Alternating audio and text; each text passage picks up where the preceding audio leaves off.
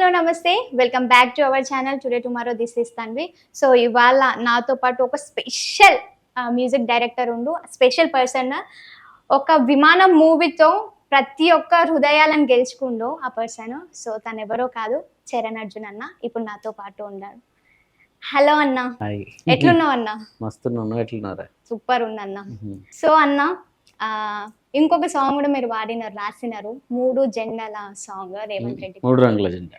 So అసలు ఆ పాట రాయాలని ఎట్లా అనిపించింది అన్న మీకు? అంటే అది ఈ రోజు హిట్ అయింది, రేవంత్ అన్న సీఎం ఏంటి కాబట్టి దాని గురించి మీరంతా మాట్లాడుతున్నారు. కానీ అన్నతో 10 ఏళ్ళుగా మేము ప్రయాణం చేస్తున్నా. సో అన్న ఎప్పుడు ఏ ఏ కార్యక్రమం మొదలు పెట్టినా అది మంచి అయినా చెడైనా కష్టమైనా సంతోషమైనా ప్రతిసారి ఆయన పాటలు మేము చేస్తూనే ఉన్నాం.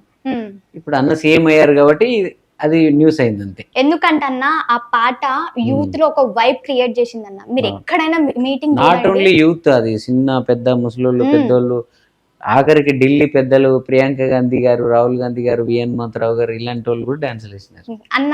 ఆ సాంగ్ పైన వీళ్ళు సోనియా గాంధీ వీళ్ళందరూ డాన్స్ చేసినారు కదా ప్రియాంక గాంధీ. అసలు మీరు ఎక్స్పెక్ట్ చేసినారా అన్న? అంటే ప్రియాంక గాంధీ గారు వేస్తారని నేను ఎక్స్పెక్ట్ చేయలే, కానీ ఈ పాట ఒక అందరిలో ఒక పాజిటివ్ వైబ్ అయితే క్రియేట్ చేస్తుంది. రేవంత్ అన్నని తెలియకుండానే అందరి మనసుల్లోకి, చెవుల్లోకి, గుండెల్లోకి ఎక్కిస్తుంది అని చెప్పి ఎక్కించాలి అన్న సైన్స్ని పెట్టి దాంట్లో అందుకే శంకు గాని శివుడు అది ట్రాన్స్ లాంటి మ్యూజిక్ అని పెట్టింది. అందుకే ఒక సద్గురు గారు శివరాత్రి ఉత్సవాలలో అక్కడ ఎలాగైతే ఇషా ఫౌండేషన్ లో అందరు ఎగురుతారో, ఆఫ్టర్నూన్ మిడ్ నైట్ కాగానే అందరిలో ఒక తెలియని ఒక చిన్న మత్తు వచ్చేస్తుంది అందరికి. సో అప్పుడు ఏ స్టేజ్, ఏజ్, ఏ వేరే తారతమ్య భేదాలు లేకుండా అందరు ఎగురుతూ ఉంటారు చూడు. సో ఇక్కడ కూడా తెలియకుండానే రేవంత్ అన్నని కాంగ్రెస్ మ్యాన్ గా అందరు మైండ్లలోకి ఎక్కించాలా. సో ఆయన పోరాటం చాలా ఉంది, ఆయన ఇమేజ్ కూడా కొండంత ఉంది ఈ పాటకి. అంటే ఇప్పుడు ఒక mega power star Pawan Kalyan గారికి ఒక పాట చేస్తే అదే పాట తెచ్చి మనం నార్మల్ వాళ్ళకి పెడితే అది హిట్ అవ్వదు. ఇక్కడ రేవంత్ అన్నే ఆ పాటకి మెయిన్ అసెట్. అనే దగ్గ పాట పడ్డది, శంఖంలో పోస్తే తీర్థం అన్నట్టు. అది రేవంత్ అన్న అనే శంఖంలో పోసిన తీర్థం అయిపోయింది ఆ పాట. ఇది అసలు ఎప్పుడు రాసిన సాంగ్ అన్న? ఇది అంటే ఓన్లీ ఈ సీఎం అవుతాడు నించుంటాడు అన్న టైంలో రాసిన? పిసిసి ప్రెసిడెంట్ అయినప్పుడు, రేపు ప్రెసిడెంట్ ప్రమాణ స్వీకారం చేస్తున్నారు అన్న రోజు, ఆ రోజు ఇంకా ఇలాగే నర్సన్న నేను స్టూడియోలో ఉంటివి. ఒక అర్ధరాత్రి 2 o'clock ఆలోచన వచ్చింది. 2 o'clock అందులో 3 రంగుల జెండా పెట్టి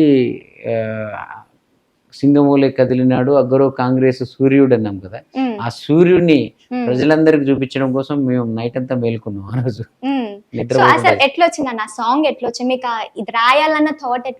అంటే రేవంత్ అన్న ప్రతి అంశానికి మేము పాటలు రాస్తా. నేను ఇప్పుడు తెలంగాణ పులిబిడ్డ జైలు నుంచి వచ్చే రోజు ఆ పాట కావచ్చు, అలాగే అన్న కథాగానం అని ఒకటి చేసినాము, మధ్యలో అన్న పోటీ చేసినప్పుడు దోస్తరదిన్ అనే ఒక పాట, మళ్ళీ ఆయన సభ మొదలు పెడుతున్నప్పుడు ఇంద్రవెల్లి కొండల్లో దండు గదిలింది వస్తావా తమ్ముడు అనేది అన్న నేను చెప్పి ఆ పాట చేయించారు. ఈ 3 రంగుల జెండా కూడా అలాగే. అంటే ఒక పిసిసి ప్రెసిడెంట్ అవ్వడం అనేది అది చాలా పెద్ద విషయం కదా. అంటే అతి తొందరలో ఆ పార్టీలోకి వచ్చాడు. కొందరు డైజెస్ట్ చేసుకోవట్లేరు, కొందరు ఈయనేంటి నేను మొన్నటి దాకా మేము అంటున్నాం ఆయన కిందకి ఇస్తున్నారు అంటున్నారు. సో ఎన్ని అంశాలని మైండ్ లో పెట్టుకుని రేపు ఒక పాట ఉండాల్సిందే అక్కడ. అంటే ఎన్ని మాట్లాడినా, ఎన్ని ముచ్చట్లు చెప్పినా, ఎంత అది జరిగినా అందరిలో ఒక పాటే అందరినీ, మనుషులందరినీ ఏకం చేస్తుంది. ఎంత స్పీచ్ ఇచ్చినా గానీ ఒక సాంగ్ ఉంటే ఆ వైబ్ డిఫరెంట్. అందుకే రేవంత్ అన్న కూడా తెలివిగా అప్పుడప్పుడు మీటింగ్లలో కొంచెం వాళ్ళు అటు ఇటుగా వినప్పుడే ఆ పాట పెట్టండి కాసేపు మన వాళ్ళు ఎగురుతారని అనిపించింది. అంటే జనాల పల్స్ తెలిసిన నాయకుడు ఆయన. అంటే పాట విలువ తెలిసిన నాయకుడు, పాటగాళ్ళ విలువ తెలిసిన నాయకుడు, ప్రజల విలువ తెలిసిన నాయకుడు. కాబట్టి వాళ్ళకి ఏ టైంలో ఏం కావాలో ఆ సభల్లోనే ఆయన మనం చూపించాడు. సో ఇప్పటి వరకు రేవంత్ రెడ్డి గారికి ఎన్ని సాంగ్స్ రాసినారన్న? ఆల్మోస్ట్ ఈ 10 ఏళ్ల కాలంలో అన్ని లెక్కలేనన్ని ఉంటాయి అన్నకి. ప్రతిసారి ఆయనకు పాట అవసరం వచ్చినప్పుడల్లా చిన్ని అని ఫోన్ చేస్తానే ఉంటాడు, వెళ్తాను. 3 గంటలు కూర్చొని నాతో అన్ని ఆయన ఇన్పుట్స్ అన్ని చెప్తా ఉంటారు. సో నాకు రాజకీయ పరంగా నాలెడ్జ్ కానీ, రాజకీయ నాయకుల పట్ల ఒక అవగాహన కానీ వచ్చింది రేవంత్ అన్నతో గడపడం వల్ల. నేను రేవంత్ అన్నతో గడిపినంతగా ఏ నాయకుడితో అన్ని గంటలు కూర్చోవాలి. ఒక్కసారి మా కోసం ఆ సాంగ్ మళ్ళీ. 3 రంగుల జెండా బట్టి సింగమోలే గదిలినాడు అగ్గరో కాంగ్రెసు సూర్యుడు, మన రేవంత్ అన్న నిగ్గదీసి అడిగే మునగాడు, వీడు భూమిన వానవుతాడు, బీద సాదల ధైర్యం వీడు, దొంగ దొరల భరతం పడతాడు, మన రేవంతన్న పేద ఇంటికి పండుగ తెస్తాడు. సోనియమ్మ దీవెనతోని రాహులన్న సైనికుడయ్యి పెద్ద కొడుకై యుద్ధం చేయ సిద్ధమాయే రేవంతన్న. 3 రంగుల జెండా బట్టి సింగమోలే గదిలినాడు అగ్గరో కాంగ్రెసు సూర్యుడు. మన రేవంతన్న దొంగ దొరల భరతం పడతాడు. సూపర్ అన్న. ఎందుకంటే ఎలక్షన్స్ టైంలో కూడా అన్న నేను ఫస్ట్ టిఆర్ఎస్ భవన్ దగ్గరికి వెళ్ళిన తర్వాత మళ్ళీ గాంధీ భవన్ దగ్గరకు వచ్చిన అనమాట. సో ఆల్మోస్ట్ అందరికి తెలుసు అనమాట. సో నాకు కూడా కేసీఆర్ అంటే చాలా ఇష్టము. సో నేను ఇక్కడికి వచ్చిన తర్వాత ఆ సాంగ్ వస్తుంది అనమాట డీజే దగ్గర. నాకు ఏదో తెలియని వైబ్ స్టార్ట్ అయిపోయింది. అంతవరకు నేను ఎమోషనల్ ఉండే అనమాట. సో కాలిటీలో కొట్టుకుంటా ఉంది. అది పాట చేసేటప్పుడే ఇలాంటి మ్యాజిక్ జరగాలని మేము అనుకున్నాం, జరిగింది. అట్ ది సేమ్ టైం అన్న అది ఎంత వైబ్ ఉందో at the same time emotional కూడా ఉందన్న. ఆ ఎమోషనల్ బయట కూడా అదే మనకంత చరణంలో నేను ఏం చేశానంటే పల్లవిలో నా అటెన్షన్ లోకి తెచ్చుకొని అందరిని కాలు చేయి ఆడిచ్చిన తర్వాత చరణాల్లో తెలియకుండా దాడులెన్ని జరిగిన గాని దడవలేదు రేవంతన్న అంతకంత ఎత్తుకులేశాడో అంటే ఆయన పెయిన్ ని కూడా నేను నా స్టైల్ ఆఫ్ ఎమోషన్ ఉంటుంది కదా. సో అలాంటిదన్నీ ఈ ఒక పొలిటికల్ సాంగ్ లో అది కుదరదు అన్నిసార్లు. ఒక ప్రయోగం లాగా చేద్దామని చేసినాము, అది మేము ఊహించిన దానికన్నా ఎక్కువ సక్సెస్ అయింది. సో మీకు రేవంత్ రెడ్డి గారికి బాండింగ్ ఎట్లా ఉంటుంది అన్న? ఎందుకంటే చాలా సాంగ్స్ పాడినారు కాబట్టి బాండింగ్ ఎట్లుంటది మీ ఇద్దరి మధ్య? బాండింగ్ అంటే ఎప్పుడు రేవంత్ అన్న దగ్గర పోయినా ఒక మా అన్న వాళ్ళ ఇంటికి పోయినట్టు సొంత అన్న. ఇప్పుడు సీఎం అయిన రోజు కూడా నా ఫీలింగ్ ఏదంటే అరే మన ఇంట్లో మనిషి అంటే నాట్ ఓన్లీ మీ, నేను ఒక్కరినే అనుకోలే ఆ ఫీలింగ్, నేనే అనుకునేవాడిని. కానీ అది చాలా మంది ప్రజలు నాకు తెలిసిన వాళ్ళందరూ కూడా ఫీల్ అయ్యారు. చాలా మంది కూడా రేవంత్ అన్న సీఎం అయితే ఎవరో ఒక సార్ అయ్యిండు, ఎవరో పెద్ద దొర అయ్యిండు అన్న ఫీలింగ్ ఎవరికి లేదు. మా అన్న అయ్యిండు, రేవంత్ సార్ అని కూడా ఎవరికి రావట్లేదు. మేము కూడా ఎప్పుడు రేవంత్ అన్నే అనేటోళ్ళము. సో అందుకనే పాటలో కూడా సింగమోలే కదిలినాడు అగ్గరు కాంగ్రెసు సూర్యుడు మన రేవంత్ అన్న అదే ఉంటది. సో రేవంత్ రెడ్డి గారను రేవంత్ రెడ్డి అన్నాను ఇలా ఉండవు పాటల్లో. సో ఆ మనిషి అంతే, ఆయనకు ప్రత్యేకం అది. అంటే పార్టీలకు అతీతంగా రేవంత్ అన్నని ప్రజలందరూ కూడా ఓన్ చేసుకునే రోజులు ఇంకొద్ది రోజుల్లో రాబోతాయి. ఇప్పుడు కొందరు చేసుకుంటున్నారు, ఇంకొందరు అక్కడ ఉన్న ప్రేమతోని ఆయనని రిసీవ్ చేసుకోలేకపోతున్నారేమో. కానీ ఆయన పని ద్వారా ఆయన పాలన ద్వారా అందరు ఈవెన్ ఆయనను ద్వేషించే వాళ్ళు కూడా ప్రేమించే పరిస్థితులు అతి తొందరలో మనం చూడబోతాం. 3 రంగుల జెండా విషయంలో నా లెక్క ఎలా తప్పలేదో నేను ఇది కూడా తప్పదు, మీరు చూస్తా ఉండండి. అంతేనా? సో ఇంకొక సాంగ్ అన్న రేవంత్ రెడ్డి సాంగ్, ఇంకొక సాంగ్ రేవంత్ అన్నకి ఉంటే ఇదే మెయిన్ గా ఇప్పుడు ఇదే మెయిన్ అయిపోయింది. అప్పుడు స్టార్టింగ్ లో జైలు నుంచి వచ్చేటప్పుడు తెలంగాణ పులి బిడ్డ నిన్ను మరువబోదు ఈ గడ్డ నీ మాటే తుపాకి తూట నరనన్నరనన్నరనన్న అలు కుట్రలు ఎన్ని చేస్తున్నా అంటే ఇలా అందులోనే మీకు ఎంత తొక్కితే అంత పైకి లేస్తాడు. పెద్ద దొర కొడంగల్లో చిన్న దొరలను మట్టి గరిపించాడు, ఇంకా రాష్ట్ర స్థాయిలో పెద్ద దొరతో యుద్ధానికి సిద్ధమైనాడని 10 ఏళ్ల క్రితమే రాసినాం మేము. అది అవన్నీ ఆ పాటలో రాసిన పదాలన్నీ నిజం చేసాడు అన్న. కానీ నిజంగా ఒక వైబ్ క్రియేట్ చేసేసినారు అన్న అందరు దాంట్లో. అది ఎక్కడ విన్నా కానీ ఏదో తెలియని వైబ్ ఇట్లా స్టార్ట్ అయిపోయింది. దానికి అంతే అన్ని ప్రకృతి నేచరు దేవుడు రేవంత్ అన్న ఇమేజ్. మేము అంటే మనం ఏదో ఒక నాయకుడికి పాట ఏదో ఆయన అడిగాడు మనం చేసాము అలా. నేను ఎక్కువ అసలు పాటలు పొలిటికల్ లీడర్ల పాటలు ఎక్కువ చేయను నేను. మా నర్సన్న పాడుతూ ఉంటాడు అందరికి, కానీ నేను చాలా సెలెక్టివ్. అసలు ఒక చంద్రబాబు నాయుడు గారు, ఒక కేసీఆర్ గారు ఇలాంటి పెద్ద నాయకులకి, జగన్ అన్నకి ఇలా ఒక్కొక్కరికి స్పెషల్ గా వాళ్ళ కథల్ని కథాగానాలుగా చేసిన కానీ రేవంత్ అన్న స్పెషల్ ఇంక అంతే. ఆయన మీద ఆయన పాట అంటే ఆ పరవలు దొక్కుతూ వచ్చేస్తుంది నాకు. ఈ రోజు ముఖ్యమంత్రి అయ్యాడని వచ్చాయి కావు ఇవన్నీ 2 ఏళ్ల క్రితం 5 ఏళ్ల క్రితం వచ్చిన పాటలు కదా. సో ఎందుకో తెలియదు, అది బాండింగ్ ప్రేమ వేరే, దాని నుంచి ఆ ఎమోషన్ నుంచి వచ్చే పాటలే. సో డిస్కషన్ జరిగింది అన్న ఈ పాట బయటకు వచ్చిన తర్వాత మీ ఇద్దరి మధ్యలో ఏమైనా డిస్కషన్ జరిగిందా? 2 years బ్యాక్ కదా, మధ్యలో ఎన్నోసార్లు కలిసినాము. ఆయన మళ్ళీ ఇదే పాటని రాహుల్ గాంధీ గారి మీదకి రాయించారన్న, అది అప్పుడు వచ్చినప్పుడు. సో డిస్కషన్స్ ఎప్పుడు ఉంటూనే ఉంటాయి. సో కేసీఆర్ గురించి కూడా టాపిక్ వచ్చింది కాబట్టి కేసీఆర్ గారికి కూడా మీరు ఒక సాంగ్ పాడారు. అవును, నేపల్లె పిల్లోడు. అదే నేను చెప్పానుగా నాకు ఏ పార్టీలు నేను అసలు రాజకీయ పార్టీలు పేపర్ కూడా చదవని, నేను టీవీలు కూడా చూడను. చూడరా? నాకు నిద్ర లేచినప్పటి నుంచి మళ్ళీ పడుకునేంత వరకు పాటలు మ్యూజిక్ తప్ప నా దర్శకులు నాకు ఏం చెప్పారు, నేనేం చేయాలి, ఇవే ఉంటాయి. సో కాకపోతే నాకు ఒక కాన్సెప్ట్ ఉంది, పార్టీలకు అతీతంగా ఒక 50 ఏళ్ల తర్వాత 100 ఏళ్ల తర్వాత జనం కూడా వీళ్ళ గురించి వినాలి అంటే ఎవరెవరైతే గొప్ప చారిత్ర ఉందో వాళ్ళు ఎవరెవరికైతే మంచి కథ ఉందో ఆ కథల్ని కథాగానాలుగా చేయడం అనే కాన్సెప్ట్. సో అలాగే నేను జగన్ గారికి చేశాను, బాబు గారికి చేశాను, ఓకే. రేవంత్ అన్నకి చేశాను, కేసీఆర్ గారికి కూడా చేశాను. సో కేసీఆర్ గారి పాట చాలా అంటే తెలంగాణ తీసుకొచ్చిన ఒక వ్యక్తిగా, నేను ఒక తెలంగాణ బిడ్డగా, ఆ రోజు నేను ఉద్యమాల్లో ఏం పాల్గొనలేదు కాబట్టి ఆ ఉద్యమం చేసి తెలంగాణ తెచ్చాడు అనే ఒక దాంతో ఒక తెలంగాణ బిడ్డగా నేను ఏం చేయగలను అన్న దాంతో చేసిన పాటే.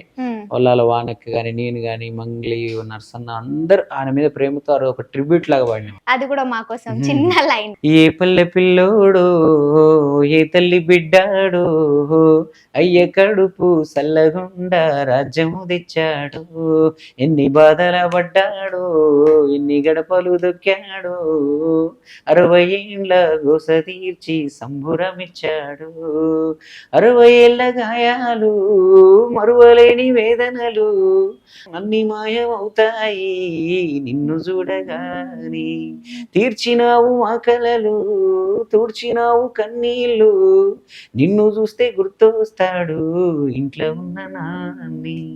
సో ఇది ఎట్లా వచ్చిందన్న? ఇది అంటే చాలా వరకు మ్యూజిక్ డైరెక్టర్స్ అంటే ఒక పీస్ ఆఫ్ ప్లేస్ లో కూర్చొని రాయడం కానీ, నాకు అలా ఏముండదు. నాకు ఎప్పుడు ఎక్కడైనా నా మైండ్ దానిలోనే ఉంటుంది.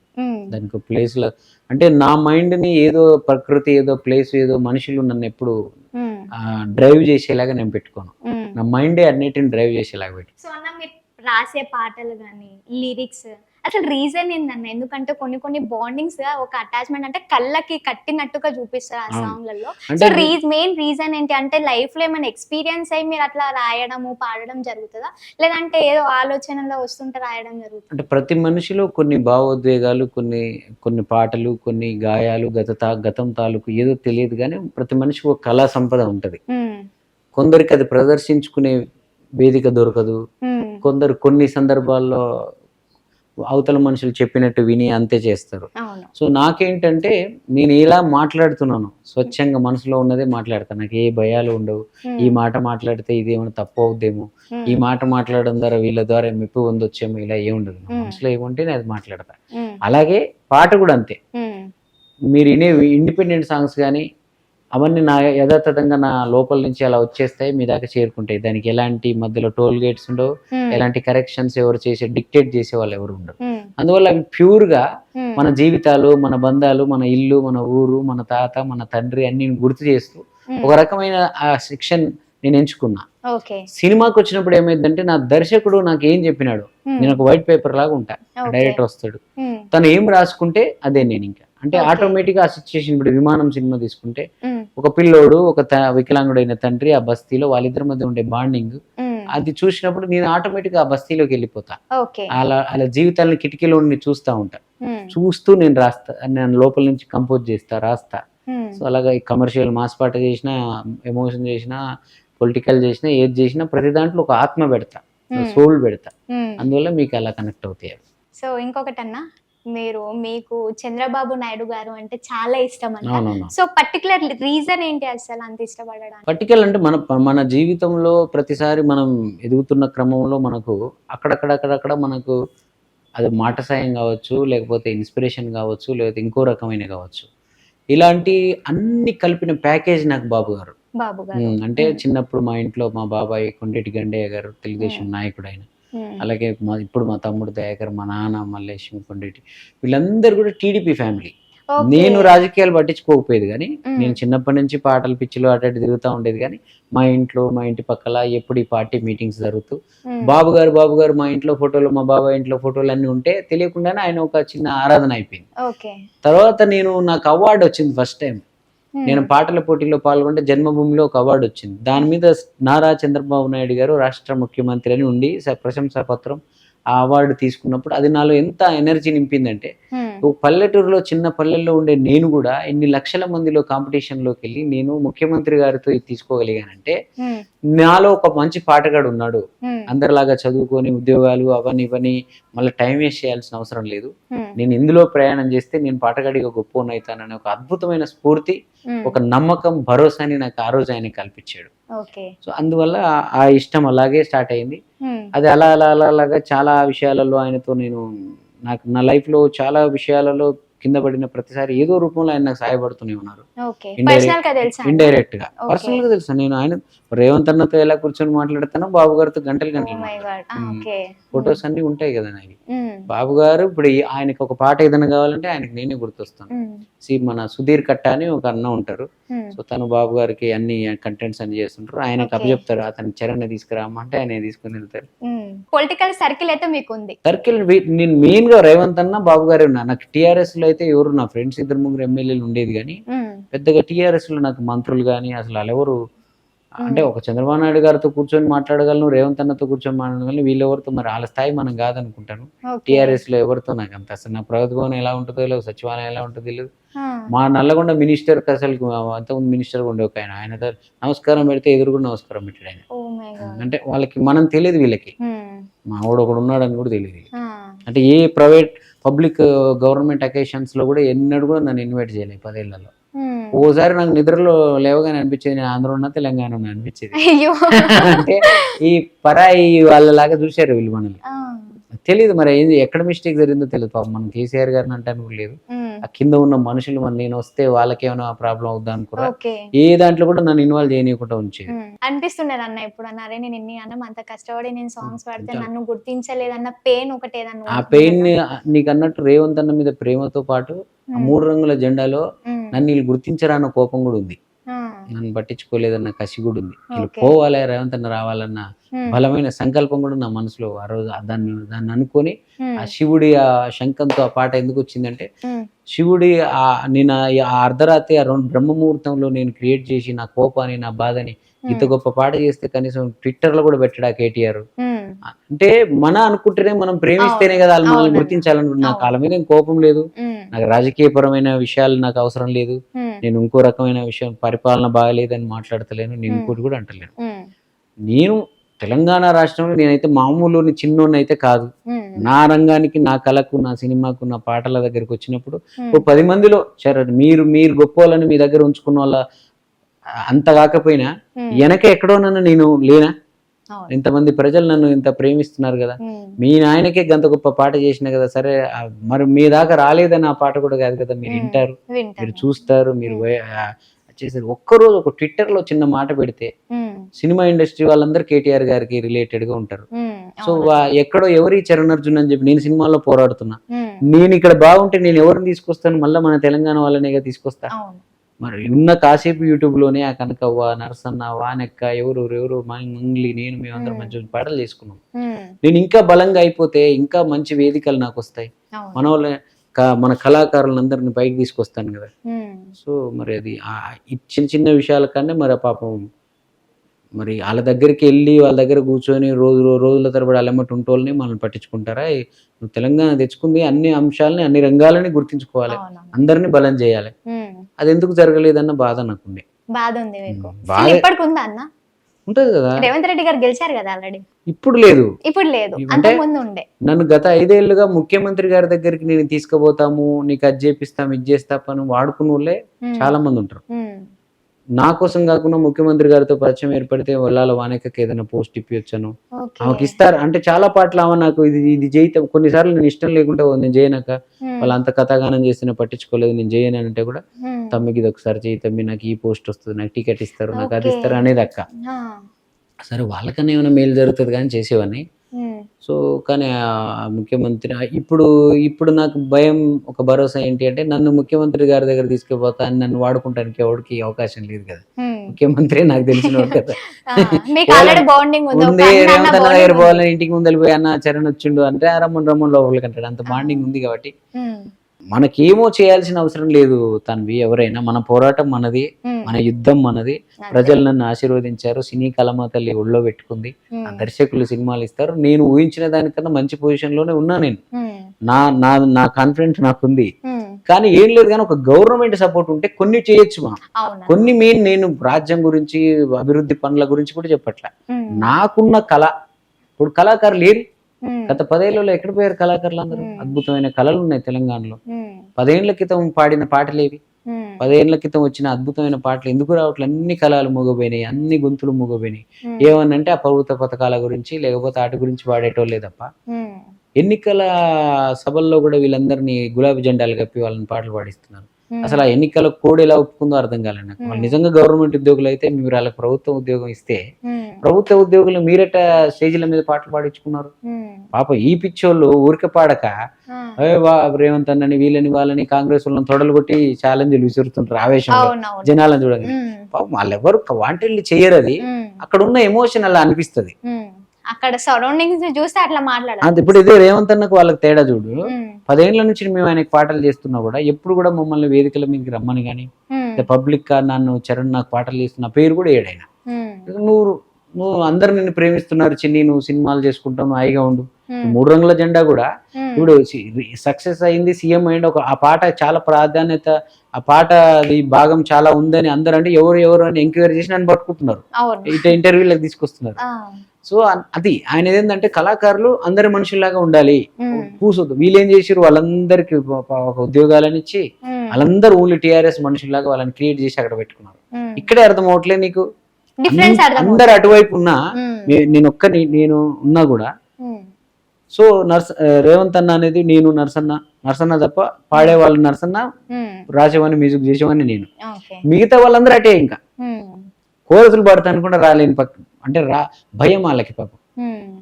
తెలంగాణ పులి బిడ్డ పాడిన సంతోష్ అనే పిల్లోని అయితే 4 నెలలు నరకం చూపించారట అతను వెట్టబడతామని. ఆ స్వేచ్ఛ కూడా లేదా తెలంగాణ వచ్చింది దేనికి మరి? అంటే ఒక గాయకుడు పాట పాడుకోకూడదు వాడు ఇష్టమైన పాట? నేను ఒక మ్యూజిక్ డైరెక్టర్ని, సంతోష్ అనేవాడు సింగరు. నేను పిలిస్తే సరే ఎవరి గురించి పాడుతున్నా అనవసరం ఆ పిల్లోడికి. అరే చరణ్ అన్న పిలిచిండు, ఒక మ్యూజిక్ డైరెక్టర్ పిలిచిండు, ఆయన దగ్గరికి వెళ్ళి పాట పాడితే రేపు ఆయన 4 పాటలు పాడిస్తాడు, సినిమాలలో పాడిస్తాడు. ఆశతో ఆ పిల్లవాడు వచ్చి పాడిండు. వాడిని ఎందుకంత నరకం చూపించి వాడిని ఆగం చేసేది? వల్ల వానక్క పాట పాడితే, కేసీఆర్ గురించి పాట పాడటానికి వస్తే కూడా ఆ సారథిలో అట నువ్వు 4 రోజులు రాలేదు నీ జీతం కట్టు.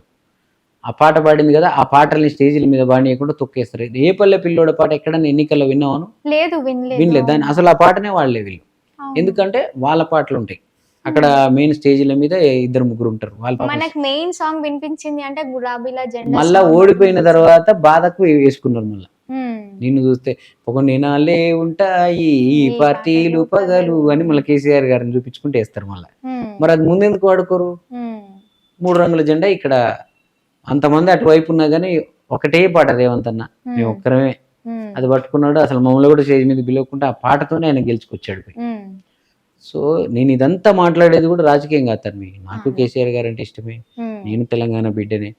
సో ఏమంటే కొన్ని విషయాల్ని చూసుకోవాలి. కింద ఉన్నోళ్ళు వాళ్ళందరూ కూడా అక్కడ ఉన్న వాళ్ళంతా డిస్టర్బ్ చేసి చిన్న చిన్న తప్పులతో ఈరోజు ఇలాంటి పరిస్థితి. ఆయనను మళ్ళీ అలా చూడాల్సిన పరిస్థితి వచ్చింది. మనం ఇంత గొప్పగా ఊహించుకుని అంత మంచి పాట చేసిన నేనే పక్కన ఉంటే ఎలా ఉండేదా అని అనిపిస్తుంటది అప్పుడు. సో అన్న, రేవంత్ రెడ్డి గారికి మీరు రాసిన పాట ప్లస్ అయ్యింది అనుకోవచ్చా ఎలక్షన్స్ టైం? ప్లస్ అంటే ఆ పాటకు రేవంత్ అన్న ప్లస్ అయ్యాడు, రేవంత్ అన్నకు పాట ప్లస్ అయింది అంతే. దీంట్లో దేన్ని తక్కువ చేయలేము మనం. రేవంత్ అన్న కాకుండా ఆ పాట ఇంకొకరు పెడితే ఆ స్థాయి రాకపోయింది.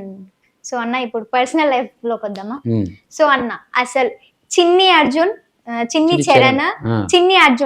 డిఫరెన్స్ చరణ్ అర్జున్ కి అసలు ఎట్లా వచ్చింది ఇది? ఇంతకు ముందు నేను అదే చెప్తున్నా తన్వి, మనము ఎదుగుతున్న క్రమంలో మనల్ని ఇష్టపడే వాళ్ళు కొన్ని కోట్ల ఖర్చు పెట్టినా కూడా నీ మనసులో నేను స్థానాన్ని సంపాదించుకోలేను.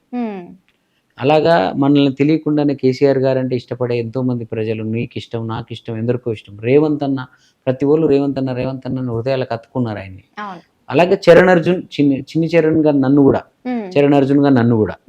సో ఈ అన్నిటిలో చాలా మంది మన మీద కొన్ని అంచనాలతో ఉంటారు. మనకు తెలుసో తెలియకో పొరపాట్లు చేసుకుంటాం. అంతా నేను చేసేదంతా కరెక్టే, నేను చేసేదంతా రైటే అని చెప్పి మొండి వాదన పోతే డిజాస్టర్లు చూస్తాం జీవితంలో. సో మన మిస్టేక్స్ ని మనం తెలుసుకొని, మనం ఒక్కసారి రివిజన్ చేసుకొని, మనం ఒప్పుకొని ఇది తప్పు, దీనివల్ల ఇది చెడ్డ పేరు వచ్చింది అని అనుకోండి. అలా నేను కొన్ని చేసిన తప్పుడు అడుగులు, కొన్ని చేసిన మిస్టేక్స్, ఇవన్నిట్లలో నా చిన్ని చరణ్ అనే పేరుకి నేనే చెడ్డ పేరు తెచ్చేసుకున్నాను. నేను చిన్ని చరణ్ అని లిరిక్ రైటర్ అని, ఇలా చిన్ని చరణ్ ఇట్లా అని, చిన్ని చరణ్ అట్లా అని, చిన్ని చరణ్కి యాటిట్యూడ్ అని, ఇదని ఎవరో రకరకాలు మాట్లాడారు. దీన్ని నేను ఇప్పుడు వాదించుకుంటూ కూర్చొని నేను అట్ట కాదు ఇట్ట కాదు అని చెప్పడం కన్నా ఒక్క కొత్త వ్యక్తిగా మళ్ళీ లాంచ్ అవుతా. నా పేరు చెప్తే మ్యూజిక్ రైటర్ అనేది ముందు రావాలి, నాకు లిరిక్ రైటర్ అనేది ఉండకూడదు. చాలా మంది నన్ను హెచ్చరించారు, అన్ని ఇటు సాంగ్లు ఉన్నాయి నీకు, అన్ని పెద్ద సినిమాలకు చేసావు, ఇంత పేరు తెచ్చుకొని ఒకేసారి ఈ పేరు మర్చిపోయి కొత్త పేరుతో ఎట్లా వస్తావు అన్నాడు. ఒక న్యూమరాలజీ కూడా ఒక విజయ్ గారు అని ఉన్నారు, కొంచెం మనకు దెబ్బలు తగిలినప్పుడు అని నమ్ముతాం మనం. సో నేను నమ్మాను. ఆయన అన్నాడు చరణ్ అర్జున్ పేరు పెట్టుకో, 6 నెలల్లో చిన్ని చెరువును సాధించిన దానికంటే ఎక్కువ పేరు వస్తుంది అన్నాడు. సో అలాగే ఆ పేరు మార్చుకుని నువ్వో రాయి నేను శిల్పి వచ్చింది. అది మామూలు బ్లాక్ బస్టర్ కాదు, నీకు తెలుసు. సో అలాగా ఈ చరణ్ అర్జున్ పెట్టుకుని 3-4 years లోనే ఇన్ని విజయాలు. ఈ రోజు 3 రంగుల జెండా ఒక సీఎం కూడా. సో ఆ సాంగ్ ఎట్లా వచ్చిందన్న? నేను అదే ఈ స్ట్రగుల్స్ నుంచి వచ్చింది. మనం ఎంత కష్టపడతాము, మనల్ని ఎవరెందుకు గుర్తించరు, నేను మంచోని కదా, నన్ను ఎందుకు ఇట్లా మాట్లాడుతున్నారు, నేను బాగుంటే నలుగురికి మంచి చేస్తా కదా దేవుడా, నన్నెందుకు నాకెందుకు ఎవరెవరినో పెద్దవాళ్ళని చేస్తున్నావు, నన్ను ఎందుకు చేయట్లేవు అని మదనం నుంచి నా విషయాన్ని పాటగా చేస్తే అందరికి ఎక్కదు కదా అది. అప్పుడు నేను కార్మికులు కర్షకులు వాళ్ళు బాధలు పడతారు, వాళ్ళు ఎందుకు ఎదగరు, ఎవరు ఎదుగుతారు అన్న సెన్స్ ని తీసుకొచ్చా నువ్వు రాయి నేను శిల్పి పాట వచ్చింది అప్పుడు. అంటే జీవితంలో అనుభవాలు, ఊర్లో మా తమ్ముడు ఏదో ఓడిపోయాడు, చిన్న వార్డ్ మెంబర్ చేస్తే ఊర్లో మేము ఎంతో చేస్తాం, ఏమైనా కష్టం వచ్చిందంటే ఉరుకుదాం, ఊరంటే చాలా ప్రేమ, మా బాబాయ్ ఎన్నో ఏళ్ళ నుంచి రాజకీయంగా ఉన్నాడు, ఇంత చేసిన ఒక చిన్న వార్డ్ మెంబర్ కూడా మేము గెలవలేకపోయాం ఏంటి ఊర్లో, అన్ని ఓటం లేనా మాకెప్పుడు ఆనందం లేదా అని దేవుణ్ణి నేను క్వశ్చన్ చేసే ప్రాసెస్ లోంచి వచ్చిందే నువ్వు రాయి నేను శిల్పి. ఆ పాటతో జీవితమే మొత్తం మారిపోయింది. సో ఆ సాంగ్ ఒకసారి నూరాయి నేను శిల్పి చెక్కుతున్నంతసేపు, నిన్ను నేను చెక్కుతున్నంతసేపు, ఆ తరువాత అంటారంతా నిన్ను దేవుడని, నేను అంటరాని వాడిని, నీ గర్భగుడిని కట్టేటప్పుడు నేను పెద్ద మేస్తిరి, అది పూర్తయ్యాక లోనకొస్తా ఉంటే నన్ను బయటికి తోస్తేవి, నూరాయి నేను శిల్పి చెక్కుతున్నంతసేపు, నిన్ను నేను చెక్కుతున్నంతసేపు. ఏదో మీ సాంగ్లు అన్నా నిజంగా ఏదో తెలియని ఎమోషనల్ అనేది ఆటోమేటిక్ వచ్చేస్తుంది. అది దేవుడు మనకిచ్చిన, ప్రకృతి మనకిచ్చిన వరం. అంటే లైఫ్ లో ఏమన్నా ఇన్సిడెంట్ ఏమన్నా జరిగిందన్నా? అంటే ఒక ఇన్సిడెంట్ అయ్యింది అని తెలుసు, మీ బ్రదర్ అది తెలుసు, అందరు తెలిసిందే కదా. సో ఎట్లా అన్నా? అదే తనకి ఇప్పుడు నేనున్న గర్భంలోనే ఏడాది నువ్వు ఉన్నావు అనే తమ్ముడు పాట చేయడానికి కూడా ఆయనే స్ఫూర్తి. ఓకే. అన్న చనిపోయిన తర్వాత లేదు, ఆయన బతుకున్నప్పుడే కదా, ఆయన చనిపోయి 1 year అయింది కదా. అంటే తను ఎవరో ఆళ్ళ మాటలు ఇళ్ళ మాటలు వినేసి మెచ్యూరిటీ లేక, మన ప్రయాణం మన యుద్ధం అర్థం కాక, సో తను దూరంగా ఉండేవాడు, నాకు ఒక 7 years దూరంగానే ఉన్నాడు. సో మీకు చనిపోయే ముందు 1 వారం రోజుల ముందే నా దగ్గర, అది కూడా నాకెవరో చెప్తే నేను హాస్పిటల్కి వెళ్ళాను. అదే నాతో ఉంటే ఆయన ఎర్లియర్ స్టేజ్ లోనే ఏమైందో తెలుసుకొని మనం ట్రీట్మెంట్ స్టార్ట్ చేసేవాళ్ళం. సో ఏదో ఎక్కడో హాస్పిటల్లో ఏదో చూపించుకుంటున్నారు, వాళ్ళు రాంగ్ వైద్యం అయిపోయింది. నాకు తెలిసి నాకెవరో ఆయన నాకు ఫ్రెండ్, మా ఇంటి ముందు అబ్బాయి నగేష్ ఉంటాడు, తను చెప్తే నేను వెళ్ళాను. అప్పటికి అది మించిపోయింది. డయాగ్నోస్ చేసేలోపు ఆ బాడీలో అంటే సమంతాకి వచ్చింది కదా మయోసైటిస్ లాంటిది వచ్చింది అతనికి. కానీ వాళ్ళు ఏమనుకుంటున్నారు, డెంగ్యూ అని అదని ఇదని అని తిరుగుతున్నారు. సో అతను దూరంగా ఉన్నప్పుడు నేను ఆ పాట చేసింది. అంటే నా అనుభవాల నుంచి, అరే తమ్ముడు నువ్వు నేను ఒకే గర్భంలో నుంచి వచ్చాం కదా, మనం ఎందుకు ఇట్లా ఉంటున్నాం, వాడైంది నేను ఈడైంది అనే అలా సెన్స్ లో, మా తమ్ముడు నాలాగా దూరంగా అందరు ఉండొద్దు, ప్రపంచంలో అన్నదమ్ములకు కూడా పనికి వచ్చేలాగా దాన్ని యూనివర్సల్ గా చేసిన. అన్న అని నా దగ్గరికి రాలేదు. అంటే తను బాగా ఇన్ఫ్లుయెన్స్ అయ్యాడు చుట్టూ ఉన్న వాళ్ళకు. ఇప్పుడు మనము ఒక యుద్ధం చేస్తున్నప్పుడు తాన్వి, మన జీవితంలో తప్పులు ఉంటాయి, ఒప్పులు ఉంటాయి, కింద పడతాం, మీద పడతాం, ఇవన్నిటిని అర్థం చేసుకొని తమ్ముడు అనేవాడు సైనికుల్లాగా పక్కన ఉండాలి. తమ్ముడనే కాదు, కుటుంబంలో ఎవరైనా. తెలంగాణలో ఈ సంస్కృతి లేదు, నీకు చాలా తక్కువ. రేవంత్ అన్నాని నేను ఎందుకు ఇష్టపడతా అంటే ఇంకోటి, ఈ విషయంలో కూడా తను 7 అన్నదమ్ములు వాళ్ళందరూ ఇప్పటికి ఉమ్మడిగా ఉంటారు. ఇప్పటికి ఆయన విజయంలో ఈరోజు వాళ్ళ తమ్ముళ్ళు అన్నలు అందరు బలగమైనకి అంత బలంగా ఉంటారు. అలాగే కోమటిరెడ్డి వెంకరెడ్డి గారు, అలాగే రాజగోపాల్ రెడ్డి, మాకు తెలిసిన మా లోకల్ ఎమ్మెల్యే వాళ్ళు, మంత్రి ఇప్పుడైనా, వాళ్ళ అన్నదమ్ములందరూ కలిసి ఉంటారు. అలా తెలంగాణ సంస్కృతి తక్కువ ఉంటుంది అది. నేను ఎప్పుడు చెప్తాను, ఇంతకుముందు ఒక ఇంటర్వ్యూలో చెప్పా, ఏ కుటుంబంలోనైనా ఆ కుటుంబం ముందు చేసిన పాప పుణ్యాలకు దానికో దీనికో అన్ని కలిపి ఒక వ్యక్తిని ఇస్తాడు దేవుడు. ఒక కుటుంబంలో వాళ్ళందరి సమస్యల పరిష్కారానికి ఒకరిని క్రియేట్ చేస్తాడు.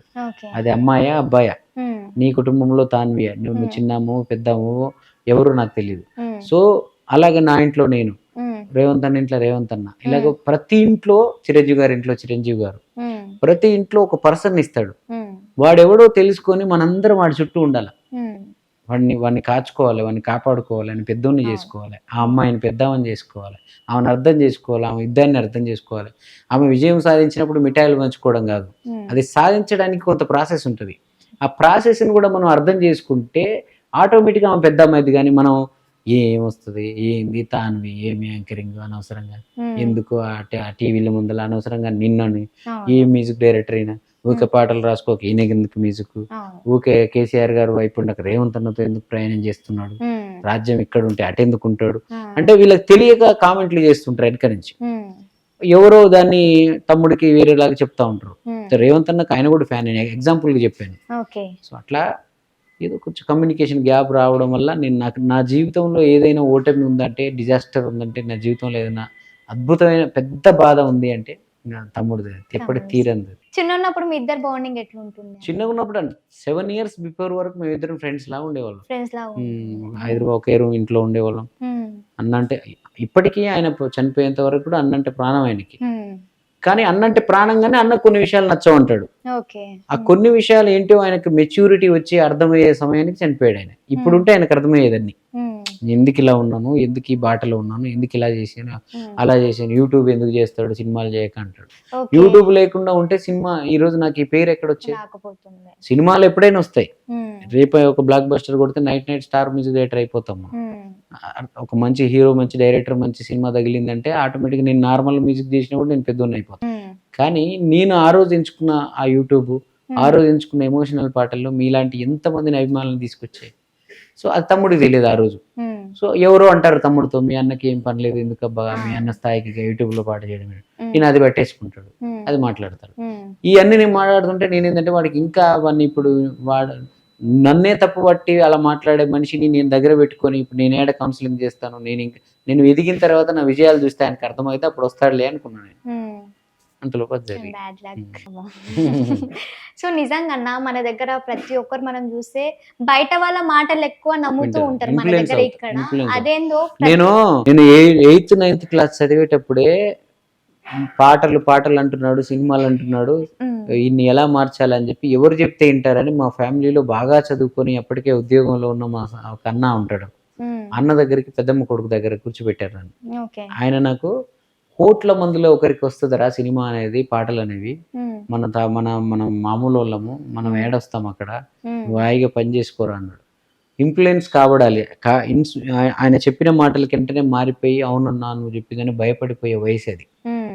నాకన్నా గొప్ప విజ్ఞానవంతుడు, చదువుకున్నవాడు, జీవితంలో స్థిరపడ్డ ఒక మనిషి, ఊరంతా అడ్మైర్ చేసే వ్యక్తి అతను, సైదుల్ అన్న అని. అతను చెప్పినా కూడా ఆ రోజు నేను ఎంత కాన్ఫిడెంట్గా ఉన్నానంటే, నేను మారలే. అన్న కోట్ల మందిలో ఒకరికి వస్తుందని అయితే నువ్వు చెప్తున్నావు కదా, అసలు ఎవరికి రావట్లేదు అంటలేవు కదా, ఆ ఒక్కడే నేను అవుతానేమో, నన్ను వదిలేయండి అన్న, నేను పోతా అన్న. ఆ కాన్ఫిడెన్స్ మీకు ఉంది. నన్ను ఇది ఎందుకు చెప్తున్నా అంటే, పక్క వాళ్ళ మాటలకి ఇన్ఫ్లుయెన్స్ అవ్వబడతారు అంటే మనకు ఒక స్ట్రాంగ్ ఉండాలి. ప్లస్ మీ ఇంట్లో మీ అన్నని ఇచ్చాడు, నాలాంటి వాడిని ఇచ్చాడు, నీకెందుకు ఎవడి మాటలు, హాయిగా అన్న నీడలా ఉండొచ్చు, అన్న చుట్టూ ఉండొచ్చు, హాయిగా అన్న పేరు చెప్పుకొని బతకొచ్చు. అది తక్కువ. ఇప్పుడు ఆయన పోయిన ఆయనకి లేదు, ఇప్పుడు ఉన్న ఆయనకి కూడా ఇంకా అసలుకి లేదు. అంటే కొన్నిసార్లు వాళ్ళకు కూడా ఇన్సల్టింగ్ అనిపిస్తుంది, అరే మీ అన్నేం రాలేదంటే ఇప్పుడు నేను ఉన్నా, ఇప్పుడు మా బ్రదర్స్ ఉన్నారు, అరే మీ చెల్లికి ఎందుకు ఆ పాలిటిక్స్ ఎందుకు. ఇప్పుడు మనం రేవంత్ అన్నదే తీసుకుందాం. రేవంత్ అన్న ఈ 10 సంవత్సరాల కాలంలో జైలు కూడా పోయినాడు, కింద కూడా పడ్డాడు. ప్రతి అకేషన్ లో వాళ్ళ తమ్ముళ్ళు ప్రతి దాంట్లో వాళ్ళు ఎలా మాట్లాడారో మీరు చూడండి. అంటే ఆయన రాష్ట్రాన్ని అద్భుతంగా పరిపాలిస్తాడంటానికి నాకు అర్థమైతే ఈ బాండింగ్, ఒక అన్నదమ్ముల్ని ఎలా కాపాడుకున్నాడు అంటే, మన తమ్ముళ్ళనే మనం తప్పుపట్టడం కాదు, మనలో కూడా ఏం లోపం ఉందేమో, అవన్నీ కూడా ఇంత లక్ష్యాన్ని సాధించుకునే క్రమంలో కూడా ఆయన ఎలా, వాళ్ళు ఉన్నారంటే వాళ్ళ గొప్పతనంతో పాటు అలా ఉంచుకున్నాడంటే అన్నది కూడా గొప్పతనమే. సో ఆ ఉమ్మడి కుటుంబాల నుంచి పెరిగిన బాండింగ్ ఉంది కాబట్టి అతనికి ప్రజలకు అవసరాలు బాగా తెలుస్తాయని నాకు అనిపిస్తూ ఉంటుంది.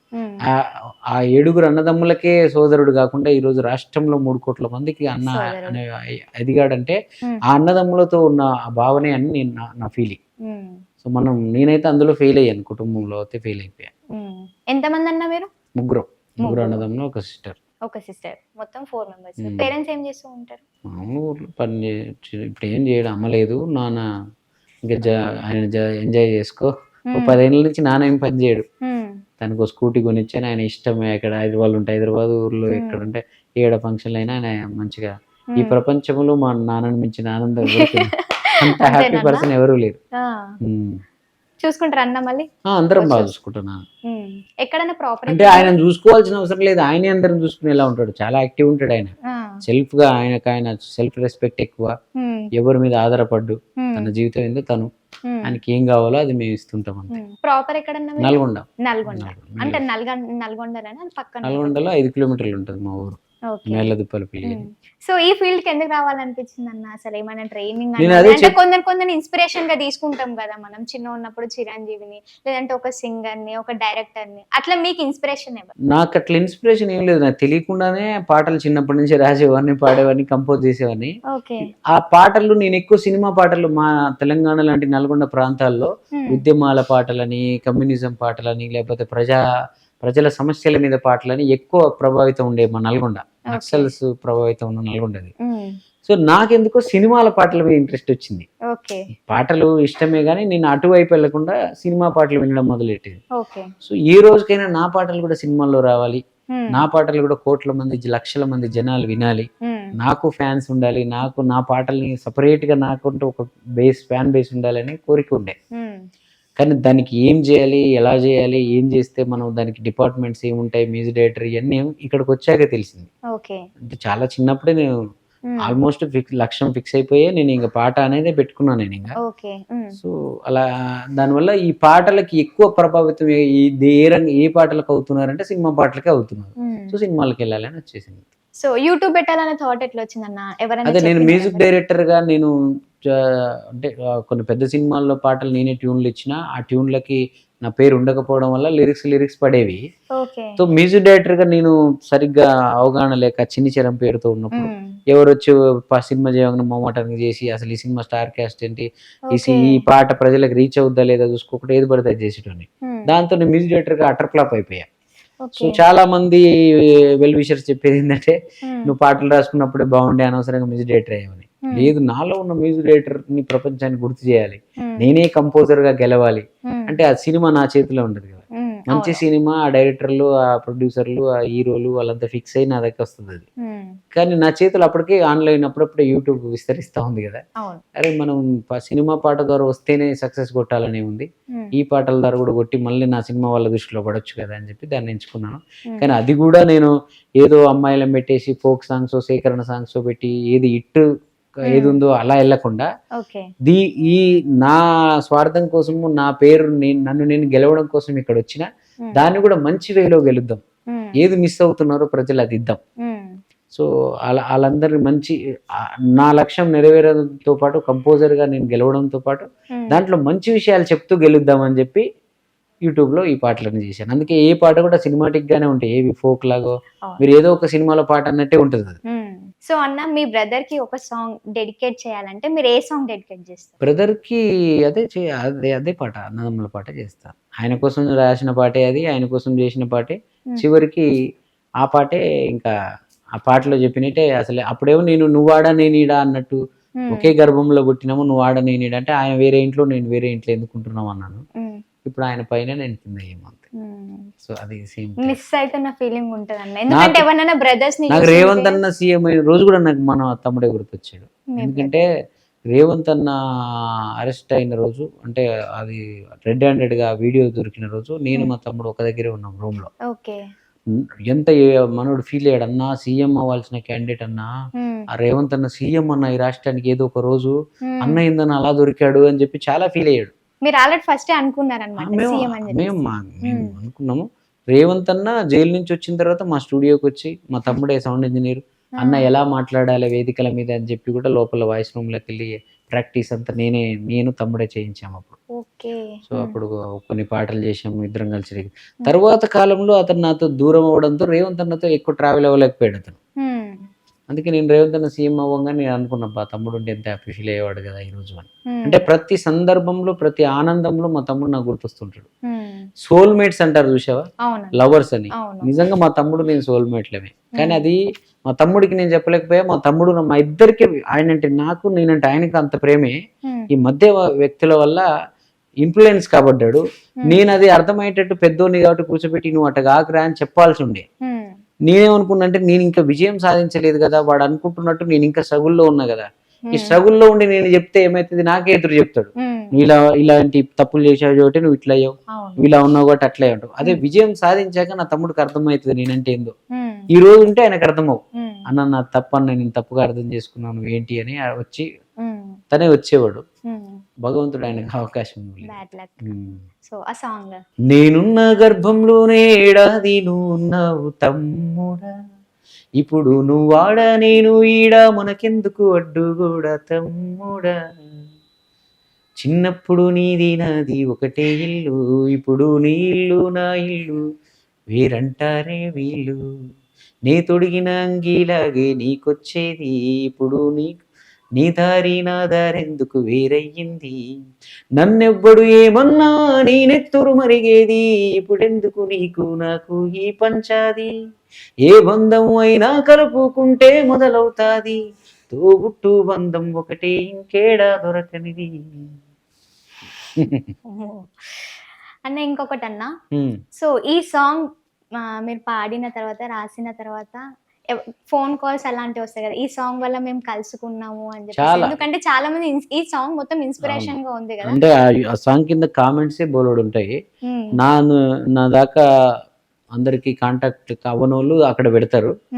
నాకు చాలా మంది ఫారిన్ నుంచి, అక్కడి నుంచి, మేము ఎప్పుడు 30 ఏళ్ళ నుంచి మాట్లాడుకోలే అన్నదమ్ముని పాటినాక మా తమ్ముడికి నేను పంపాను, మా అన్న నాకు పంపించాడు.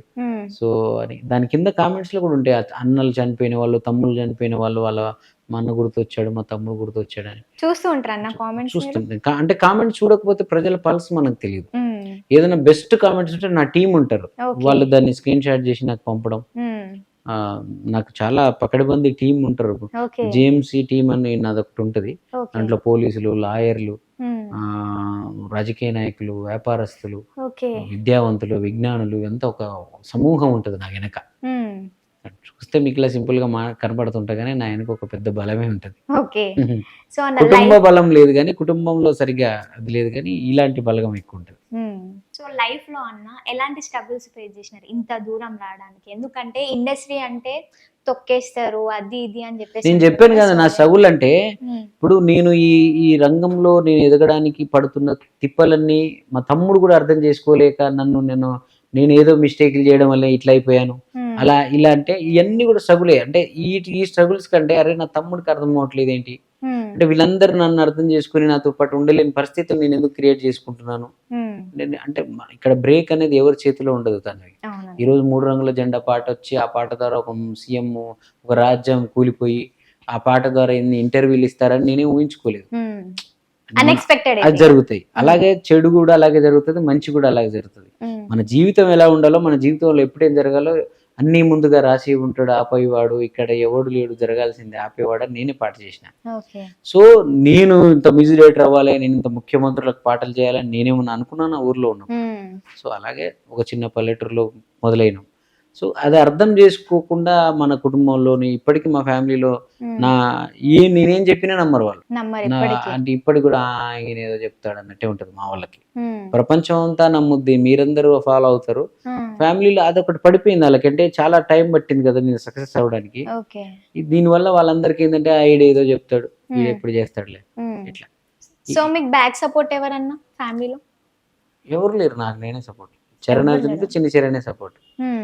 అంటే మనం లోగా ఫీల్ అయినప్పుడు మన భుజం పైన ఒక చెయ్యి వేసేది ఒకటి ఉంటది కదన్నా, అరే నేను ఉన్నారా ధైర్యంగా ఉండు, లేదంటే ఏదో. నేను రేవంత్ అన్న సీఎం అయిన రోజు నీకు చెప్పనా, నీకు పర్సనల్ గా నీకు కూడా చెప్తా. రేవంత్ అన్న సీఎం ఎప్పుడైండు, మొన్న 7వ తారీఖు నాడు ప్రమాణ స్వీకారం చేశాడు కదా. ఆ రోజు వరకు నా మనసులో ఒక ఫీలింగ్ ఉండేది, లోపల ఎప్పుడు రన్ అవుతా ఉండేది. అదేంటంటే, మనుషుల గురించి ఇంత గొప్ప పాటలు చేస్తాను, మానవ సంబంధాల మీద ఇంత గొప్ప పాటలు చేస్తాను, ప్రతి మనుషులు కలిసి ఉండాలి అంటాను, బాధలో ఉన్న వాళ్ళకి నా పాటతో ఎనర్జీ ఇచ్చాను వాళ్ళు చెప్తున్న మాటలే, నేను అంటలేను. రాజకీయ నాయకులకు ఇంత స్ఫూర్తివంతమైన పాటలు ఇస్తాను, దాంతో ఎంతో మంది అవుతారు కదా. నన్ను చరణ్ నేనున్నాను, చరణ్ నీకు ఇది చేస్తాను, చరణ్ని పైకి తీసుకురావాలి, చరణ్ పాపం ఏదో పోరాడుతున్నాడు అనుకో సపోర్ట్ చేయాలి అని ఒక వ్యక్తిని ఎందుకు సంపాదించుకోలేకపోయానని బాధ ఉండేది సినిమా ఫీల్డ్ కానీ బయట కానీ. రాజకీయ నాయకులు కూడా వాళ్ళకి అవసరం ఉన్నాడు పాట చేయించుకుంటారు, తర్వాత మళ్ళీ వాళ్ళు నువ్వు అడగలేదు కదా అని వాళ్ళు చెప్తారు. నేను అడిగేది ఏంది పాపం ఆడేదో నేను ఈ పని చేస్తాను మీకు ఎందుకు ఉంటుందని నేను అనుకుంటాను. అంటే స్వయంగా ఎదగాలి, స్వయం ప్రకాశకులకి ఉంటాయేమో ప్రాబ్లమ్స్. సినిమాల్లో కూడా ఒక మనిషిని కొందరికి ఒక హీరో ఉంటాడు, కొందరికి ఒక డైరెక్టర్ ఉంటాడు, కొందరికి ఇది ఉంటారు. అరే పాపం మనోనికి బ్రేక్ ఇద్దాం, మనోనికి చేద్దాం. అది నా మిస్టేక్ ఏనేమో. నేను అలాంటి మనుషులను సంపాదించుకోవాలంటే ఎప్పుడు 24 గంటలు చీకట్లో ఉండి పాటలు చేసుకోవడం తప్ప బయటికి వెళ్ళి పెద్ద మనుషులను కలవను నేను. దానివల్ల ఏ వ్యక్తి హృదయంలో నేను చోటు సంపాదించుకోలేకపోయానా అని బాధ ఉండే. ఒక రోజు పాట చేయడం కోసం రేవంత్ అన్న ఇంటికి వెళ్ళినప్పుడు, రేవంత్ అన్న ఇంకొక 1 నెల రోజులు అయితే సీఎం అవుతాడు. ఏం పెద్ద సినిమాలు నీకు ఎందుకు రావట్లేవు చిన్ని, ఇంత టాలెంట్ ఉంటుంది, ఒక పాట చేసి ఇంత పల్స్తో చేస్తావు, ప్రజలందరిని ఇంత ఆకట్టుకుంటావు, నీలాంటి వాడికి ఈజీగా రావాలి, ఎవరెవరో పెద్ద పెద్ద సినిమాలు చేస్తారు, నేను పలాని కంపెనీలో నేను చెప్పాలా, నా ఫ్రెండ్స్ వాళ్ళు వీళ్ళకి చెప్పాలని ఎస్టాబ్లిష్ కంపెనీలే. నాకు ఆశ్చర్యం వేసింది ఆ రోజు, అరే నేను అడగలేదు అన్నని ఈ మాట అన్నాడే అని. సో ఆ మనిషి ముఖ్యమంత్రి అయ్యాడు ఈరోజు. అంటే నేను ఒక ముఖ్యమంత్రిని సంపాదించుకున్నా, నేను ఒక మనిషిని సంపాదించుకోలేదని నేను బాధపడ్డా కదా. ఈ మనిషి ఆ మనిషి కాదు, ఇప్పుడు చిటికేస్తే ఒక పని అయిపోయి ఒక సీఎం సంపాదించుకోవాలి. ఆ మనిషి 1 నెల రోజుల క్రితమే నా కళ్ళు చూసి నా బాధ చూసి నీకేమైనా చేయాలని అన్నాడు ఆయన. సో ముఖ్యమంత్రిగా ప్రమాణ స్వీకారం చేసిన వాడు నాకు ఒక పెద్ద అండ దొరికింది, పెద్ద భరోసా ఉంది. ఇప్పటిదాకా అన్న పోరాటంలో ఉన్నాడు, ఆయన మనం ఏం అడగలేము. ఇప్పుడు ఆయన లక్ష్యాన్ని ఆయన చేరుకున్నాడు, ఆయన అందరికీ చేయాలి. ఇప్పుడు కూడా నాకేం చేయాల్సిన అవసరం లేదు, నేను ప్రజలకు ఏదో చేసే, కళాకారులకు ఏదో చేయగలిగే శక్తిని నన్ను నేను నిలబెట్టుకొని, నేను ఇంకా చిన్న చిన్న విషయాలకు అక్కడిక్కడ ఎవరు నేను నమ్మకుండా ఎటు లొంగకుండా నేను సాలిడ్గా నా సిద్ధాంతాలతో నేను పనిచేసుకుని నా సినిమాల మీద నేను ఫోకస్ పెట్టుకునే అవకాశాన్ని అది నాకు రేవంత్ అన్న ఆయన పేరు చెప్పుకున్నా నాకు కలుగుతుందిలే అని ఒక ధైర్యం ఇచ్చాడు ఆయన. ఓకే అన్న, ఇంకా డాన్ మూవీలో ఇంతందంగా ఉన్నావే ఎవరు, ఈ సాంగ్ కూడా మీరే రాశారు కదా. సో మీ లైఫ్ లో ఆ అమ్మాయి ఎవరు? వైఫ్ అని మాత్రం చెప్పకండి. ఆ సాంగ్ మీరు ఎట్లా రాసినారు? అమ్మాయి అనుష్కనే అన్నా. నిజం అంటే లేదన్నా, ఇప్పుడు నేను నాగార్జున గారిని అందరు అందగాడు మన్మధుడు అంటారు కదా. నాగార్జున గారు ఒక అమ్మాయిని పొగిడితే ఎలా ఉంటది? నాగార్జున గారు అంటే మీకు ముందే తెలుసా అనుష్క హీరోయిన్? సినిమాలో హీరోయిన్ తెలుసు కదా, ఆ తర్వాతే పాట అయింది అది.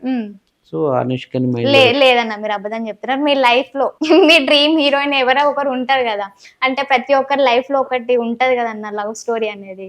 సో మీరు ప్రతి ఒక్కటి మీ లైఫ్ లో జరిగిన ఇన్సిడెంట్ ని బట్టే మీరు సాంగ్స్ రాస్తారు కదా. ఈ సాంగ్ రాయడానికి రీజన్ నేను ఎక్కువ పాటల లోకంలో 24 చిన్నప్పటి నుంచి అదే, నాకు నిద్రపోయినప్పుడు తప్ప ఖాళీగా ఉంటే పాటే నాకు. కానీ ఆ పాటల్లో నేను ఒక లవ్ సాంగ్ చేయాలి, ఒక మంచి సాంగ్ చేయాలంటే నాకు ఇమాజినేషన్ లో బయట ఉన్న అమ్మాయిల కంటే ఇమాజినేషన్ లో చాలా అందంగా ఉన్నారు. అందువల్ల బయట వాళ్ళంతా కనెక్ట్ అవ్వలేదు. అలాగా చాలా మంది ఉన్నారు. ఇప్పుడు నిన్ను చూస్తే కూడా మంచి పాట రావచ్చు. సరే ఒక సాంగ్ అంటే ఇప్పుడు కాదు నేను అనేది, నీ స్మైల్, నీ మాటలు, నీవన్నీ మైండ్ లో ఇక్కడ ప్రోగ్రామ్ చేయబడతాయి. సో ఒక మంచి పాట వస్తుంది. అలాగే ఎంతో మంది అమ్మాయిలు ఎవరో రోడ్డు నాకు పరిచయం లేని అమ్మాయిలు కావచ్చు, పరిచయమైన అమ్మాయిలు కావచ్చు, ఎక్కడో రోడ్డు ఎంబడి పోతుంటే ఒక అందమైన ప్యూర్ స్మైల్ తో ఒక అమ్మాయి అలా మన వైపు కాదు ఎక్కడో చూసి నవ్వినా కూడా అందులోంచి ఒక పాట రావచ్చు. అంటే మనకు పరిచయం ఉండి మనం లవ్ చేస్తేనే పాట వస్తుందని కాదు, మన సంబంధం. నాకు వచ్చిన ఎన్నో అద్భుతమైన పాటలకు నాకు ఆ అమ్మాయి కూడా తెలియదు, ఆ అమ్మాయి ఆ పాటనే పెట్టుకుని ఒక అమ్మాయి మురుస్తుండొచ్చు, కానీ ఆ అమ్మాయి వల్లే ఆ పాట వచ్చి ఉండొచ్చు.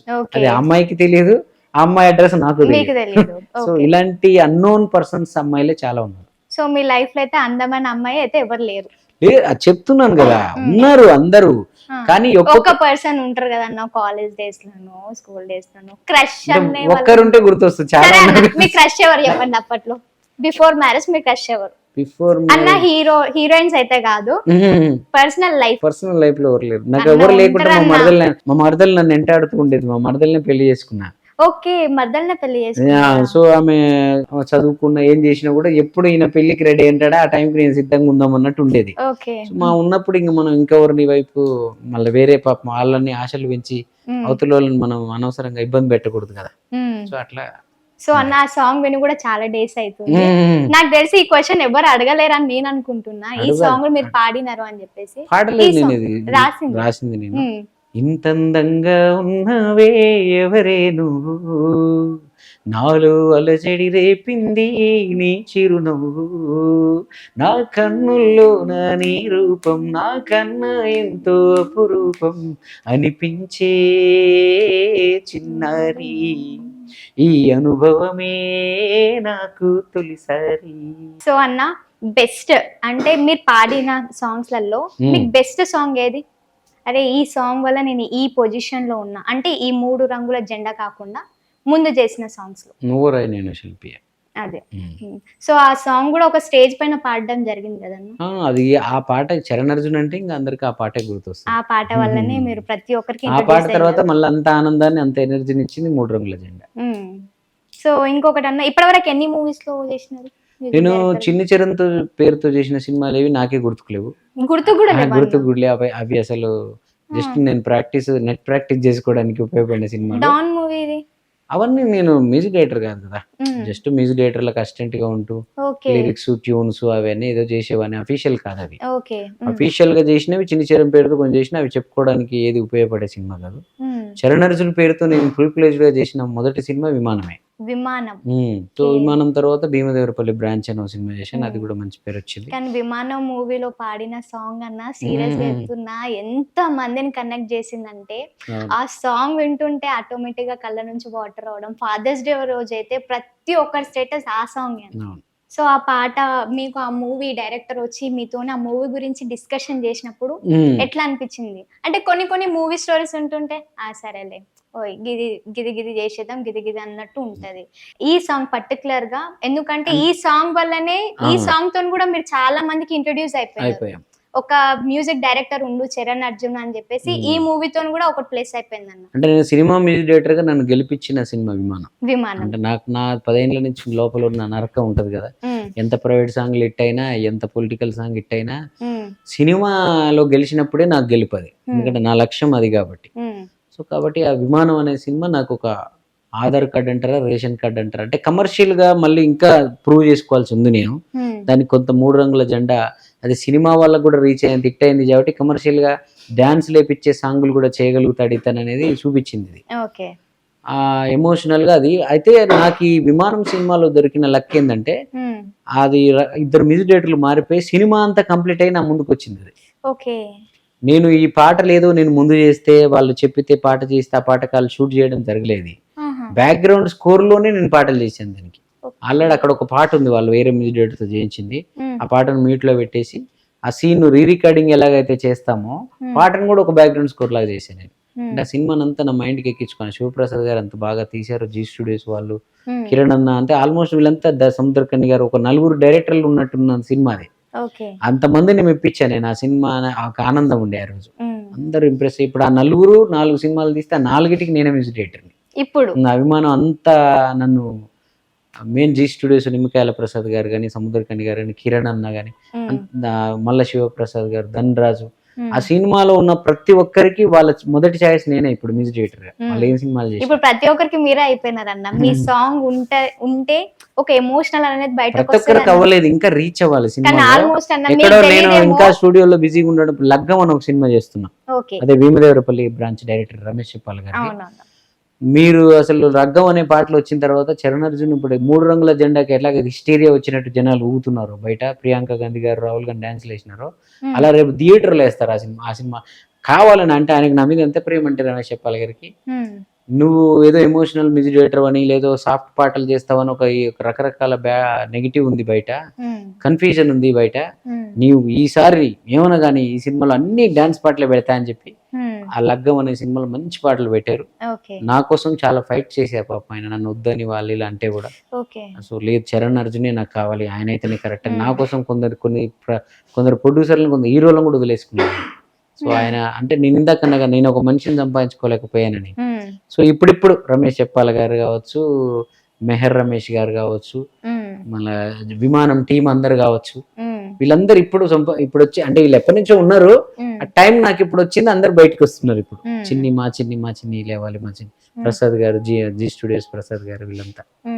సో అన్న విమానం మూవీ సాంగ్ మళ్ళీ సముద్రకని గారి గురించి కూడా చెప్పాలి. సముద్రకని గారు విమానం సినిమా బ్యాక్గ్రౌండ్ స్కోర్ చూసి ఓకే. అర్ధరాత్రి ప్రీమియర్ చూసిన తర్వాత నాకు ఫోన్ చేసి నా వైఫ్తో ఆమెతో మాట్లాడి నన్ను స్టూడియో తనున్న హోటల్ పిలిపించుకొని నా నా జేబులో ₹1,00,000 పెట్టి ఓకే. నేను ఏ సినిమా డైరెక్షన్ చేస్తే నెక్స్ట్ అది ఎంత పెద్ద సినిమా అయినా నువ్వే మ్యూజిక్ డైరెక్టర్ రా, సో నువ్వు ముందు అందరు నీకు మాటలు చెప్పుకుంటారు, ఎన్నేళ్ళు విని విని నీ చెవులు తుప్పు పట్టిపోయి ఉంటాయి, నువ్వు అందుకే నేను పర్సనల్గా నీకు డబ్బులు ఇస్తున్నాను అని జేబులో పెట్టి నాకు ఎనర్జీని ఇచ్చారు ఆయన. సో ఫస్ట్ మూవీ విమానమేనా? అవును.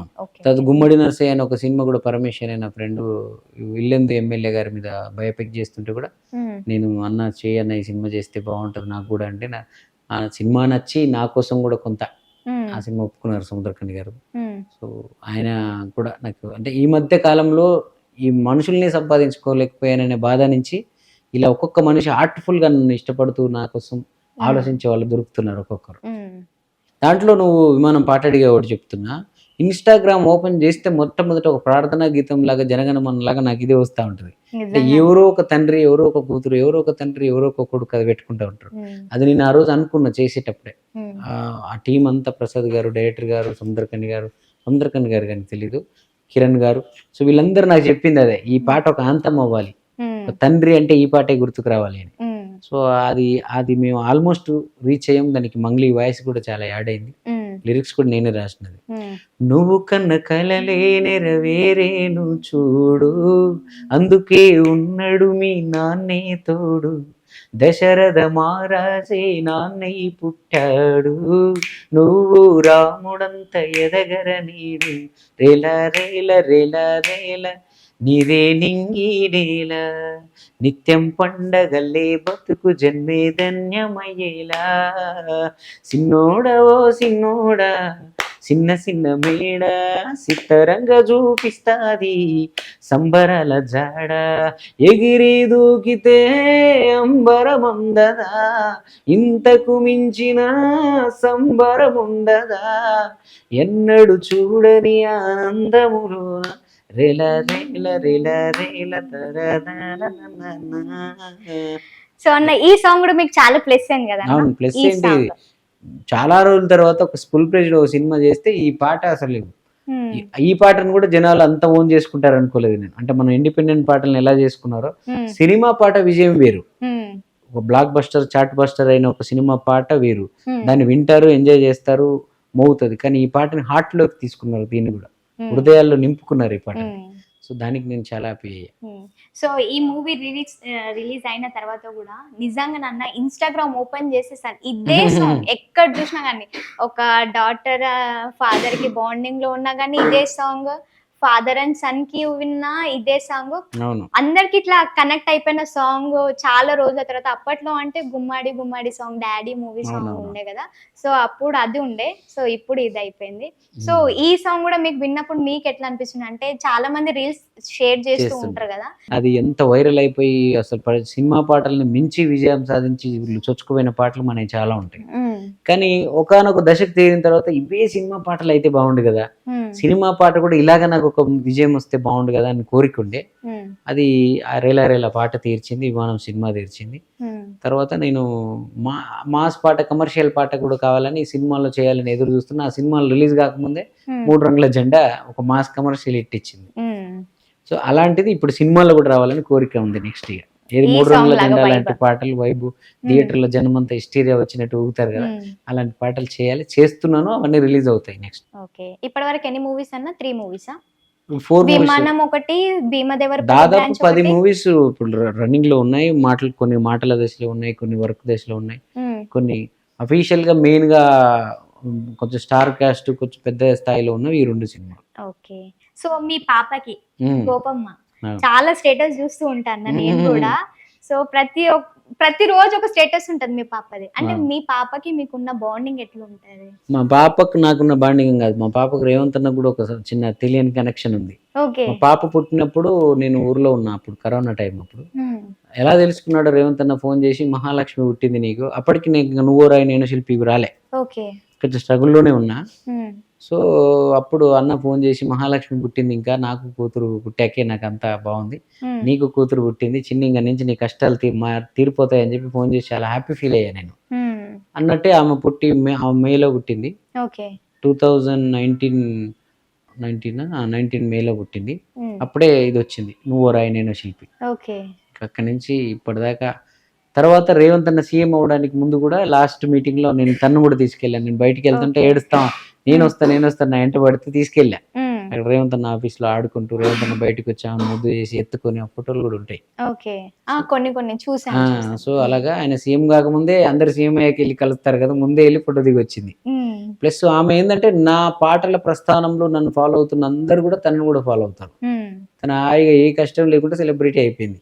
ఇప్పుడు చూడు, నీకు కూడా అది గోపమ్మ తెలిసిపోయింది. తెలుసు అన్న, ఎందుకంటే రోజు చూస్తూనే ఉంటాం. అది కాకుండా మీరు ఒక ఎట్లా అంటే కింద స్టేటస్ కొటేషన్ కూడా ఏదో తెలియని అక్కడ కూడా ఒక ఎమోషనల్ గానే చాలా మంది అట్లా పెట్టకు దిష్టి తగులుద్ది అని అన్ని తిడతారు నన్ను. నేనైనా మొండిగా ఎందుకు తన జీవితంలో జరిగిన ప్రతిదీ మీ అందరికి ఎందుకు షేర్ చేశానంటే, చాలా మంది ఆడపిల్లలు పుట్టగానే డల్ అయిపోతారు. నాకు ఆడపిల్ల పుట్టింది అని డౌన్ అయిపోతారు, ఎందుకు పుట్టిందా అనే ఫీలింగ్ లో ఉంటారు. మగపిల్లాడు పుడితేనే ఈయన ఏదో పెద్ద ప్రపంచానికి ఉద్ధరించినట్టు ఫీల్ అవుతారు. సో ఒక ఆడపిల్ల పుడితే కూడా ఆనందిస్తూ ఆనందాలను మీ అందరికి ఒక నాలాంటి షేర్ చేస్తే, సో ఆ ఆడపిల్ల ఎంత అపురూపం. మాకు ఒక ఆడపిల్ల ఉంటే బాగుండని నీ స్టేటస్ చూసి తెలిసింది, నీ పోస్ట్ చూసి తెలిసిందని నాతో చాలా మంది అన్నారు. సో అది ఒకటి నేను స్ప్రెడ్ చేయాలని అనుకున్నాను. రెండోది, తనని ప్రేమించే మీలాంటి ఇంతమంది మాటల బలం కన్నా తన చెడు కోరుకునే ఒక 4-5 ఇది ఫలించదు. దేవుడు ఎవరైనా మంచి వాళ్ళ మాట వింటాడనేది నేను ఇప్పుడు నమ్ముతా. సో ఒకడు చెడు కోరుకున్నాడు, దిష్టి తగిలి తన ఏదో అమ్మని చూసి ఓరవలేదు అనుకుందాం.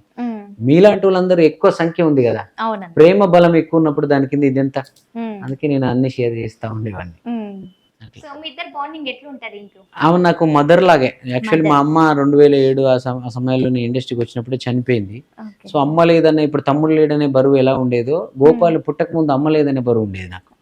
సో ఆ బరువుని మొత్తం తను పటాపంచలు చేసి తను వచ్చిన కాంచి నాకు నిజంగానే ఒక్కరోజు కూడా ఆ ఫీలింగ్ కలగలేదు, అమ్మ లేదు నాకు అని. తను కూడా అంత మెచ్యూర్డ్ గా ఆలోచిస్తుంది. నేను ఇంటికి పోగానే తనే అర్ధరాత్రులు వెయిట్ చేసి నా కోసం డోర్ తీయడం, నాన్న వస్తాడు నేను పడుకుంటే అని, మనం ఏదున్నా తెచ్చి పెట్టడము అన్ని ఒక మదర్ చూసుకున్నట్టు. 4 5 వయసులోనే చాలా మెచ్యూర్డ్ గా బిహేవ్ చేస్తుంటది. ఇప్పుడే కదా 2 ఏళ్ళప్పుడు ఉన్నప్పుడు మీరు చూసి ఉంటారు ఆ వీడియోలు.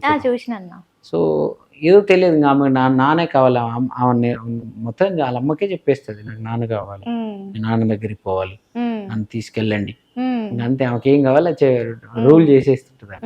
ఎందుకన్నా ఫాదర్ అండ్ డాటర్ కి ఆ కనెక్షన్ ఎందుకు ఉంటది అన్న? ఎందుకంటే ఫాదర్ అనేవాడు ఏంటి అంటే ఎప్పుడో మిడ్ నైట్ లో రావడం, లేదంటే నిద్ర లేవక ముందే బయటకు వెళ్ళిపోవడం. కానీ ఆ బాండింగ్ అనేది ఎట్లుంటది అంటే, పొద్దు నుంచి సాయంత్రం వరకు మమ్మీని చూస్తూనే ఉంటాం.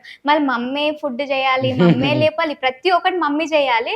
కానీ ఎవరి ఇష్టము అనేసరికి ప్రతి గర్ల్ ని ఎవరిని అడిగినా కానీ ఫాదర్ అనే. అంటే అది ఎందుకంటే నా సైన్స్ లో నేను నేర్చుకున్నది, నేను అబ్జర్వ్ చేసింది, ఆడపిల్లలు ఆపోజిట్ సెక్స్ వైపు ఎక్కువ అట్రాక్ట్ అవుతారు.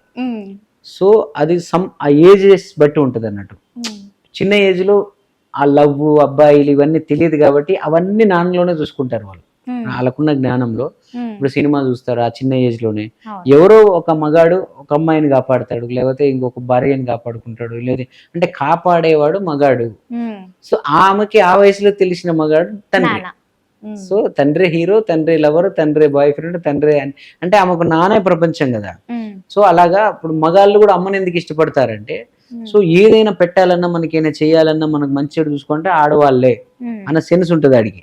అంటే నాన్న చూడడు, నాన్న పనికి వెళ్ళిపోతాడు కదా, నాకు ఏమైనా కావాలంటే అమ్మే చేస్తుంది. సరే ఆడికి అమ్మ ఇష్టం చిన్నప్పుడు, మగాళ్ళకి అమ్మలు ఇష్టం, ఆడపిల్లలకి నాన్నలు ఇష్టం. తను ఎవరో ఒకరిని ప్రేమించి ఒక బాయ్ ఫ్రెండ్ తన జీవితంలోకి వచ్చే ఏజ్ వచ్చేదాకా ఆమె జీవితంలో ఏం కావాలన్నా నానే కదా.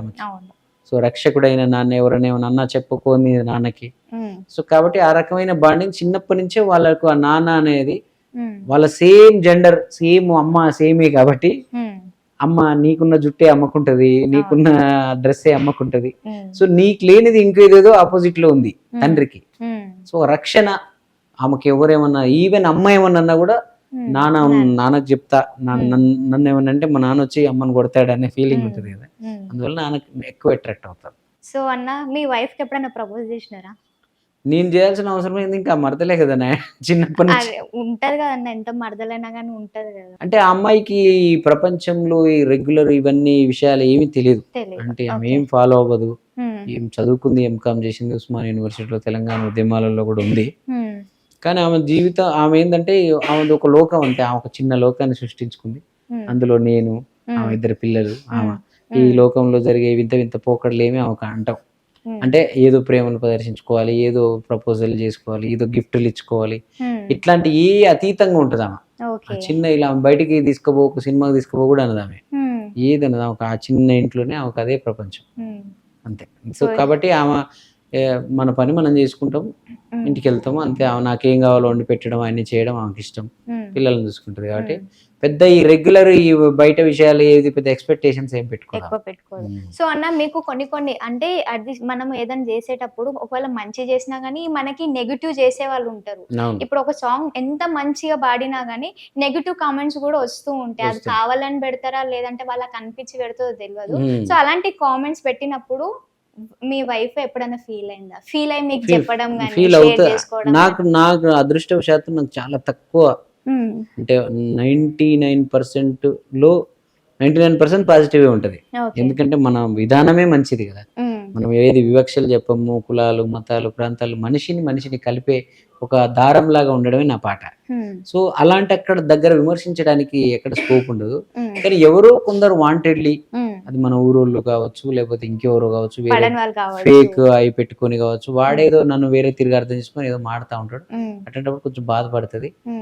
ఈ మధ్య ఇప్పుడు నేను రేవంత్ అన్న పాట చేసిన కాంచి టిఆర్ఎస్ వర్గీలో మరి వాళ్ళు ఎవరో తెలియదు, ఒకరిద్దరు ఏ యూట్యూబ్ ఛానల్లో చూసినా వాడే ఉంటుండ్రు, డిజిటల్ ఫ్రెష్ అనేది పేరు. వాడు పేరు పెట్టుకోవడానికి కూడా భయపడే మనిషి, వాని గురించి మరి ఎవరు ఫీల్ అవుతాడు. కానీ కాకపోతే నాకు టీం ఉంది మొత్తం, చెప్పాను కదా, పోలీసులు, లాయర్ గీర్లు, ఇట్లాంటి వాళ్ళందరినీ ఏరుతారు, వాళ్ళని ఎక్కడ ఏం చేయాలో అది చేస్తారు. నేను సాఫ్ట్ గా మానవీయ కోణంలో సినిమా పాటలు అని చెప్తా గానీ నన్ను ఎవరేమన్నా అంటే నేను వదిలేసిన ఆ టీం వదలదు.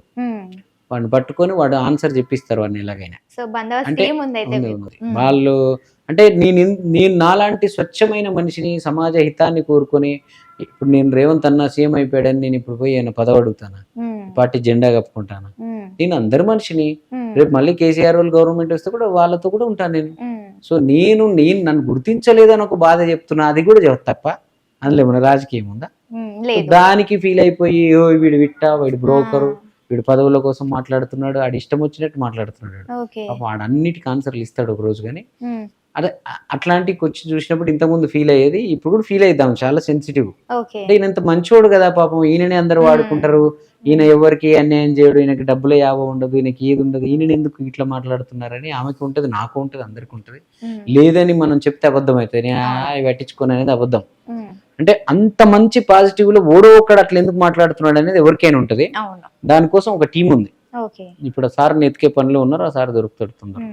ప్రతి ఒక్కరి లైఫ్ లో అన్న ఇప్పుడు మనం చూస్తున్నాము, ఏ టైంలో ఎవరికి ఏమైతుందో అర్థమవుతుంది.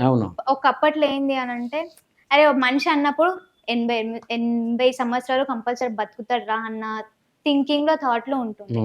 సరే ఇప్పుడు ఆల్ ఆఫ్ సడన్ ఎప్పుడు ఏం జరుగుతుందో తెలుస్తలేదు. సో లైఫ్ అంటే ఏందన్న, వాట్ ఈస్ లైఫ్ మీ దృష్టిలో? లైఫ్ అంటే ఏంటి? నా దృష్టిలో లైఫ్ అంటే నేను పెద్ద పెద్ద విషయాలు చెప్పేంత మెచ్యూరిటీ కానీ అంత అనుభవం రాలే నాకు. కానీ నేను అనుకోవడం ఏంటంటే, ప్రతి రోజుని అంటే పొద్దున నిద్ర లేచిన తర్వాత ఎంతో మంది నిద్ర లేవకుండా నిద్రలోనే చనిపోతున్న వాళ్ళు చాలా మంది ఉన్నారు. సో మనం నిద్ర లేచాము, సూర్యుని చూసామంటే ఆ రోజు మళ్ళీ జన్మించినట్టే లెక్క. అంటే మనం చాలా లక్కీ అని.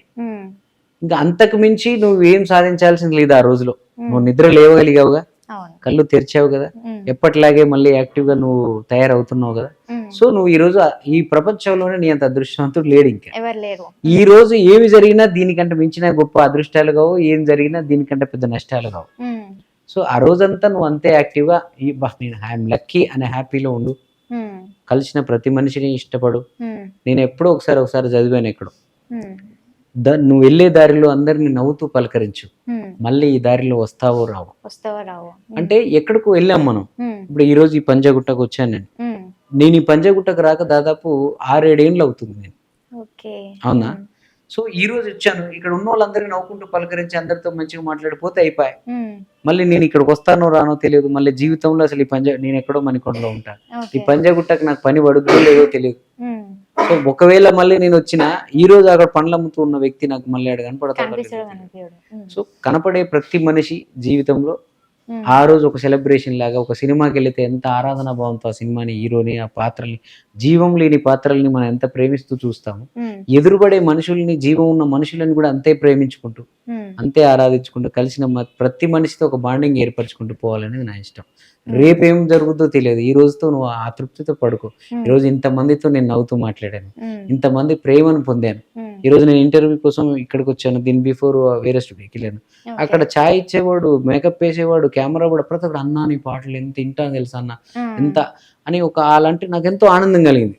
ఇప్పుడు వాడికి నిజంగా ప్రేమ ఉండి నా పాటల్ని ఇష్టపడి నేనంటే ఆరాధించి కూడా ఏం చెప్తాంలే ఆయనకు చెప్పాలా మనం అని అనుకుని ఉన్నాడు అనుకో, నేను మళ్ళీ కలుస్తానో లేదో కదా అతనికి చెప్పడానికి మళ్ళీ అవకాశం వస్తుందో రాదే కదా.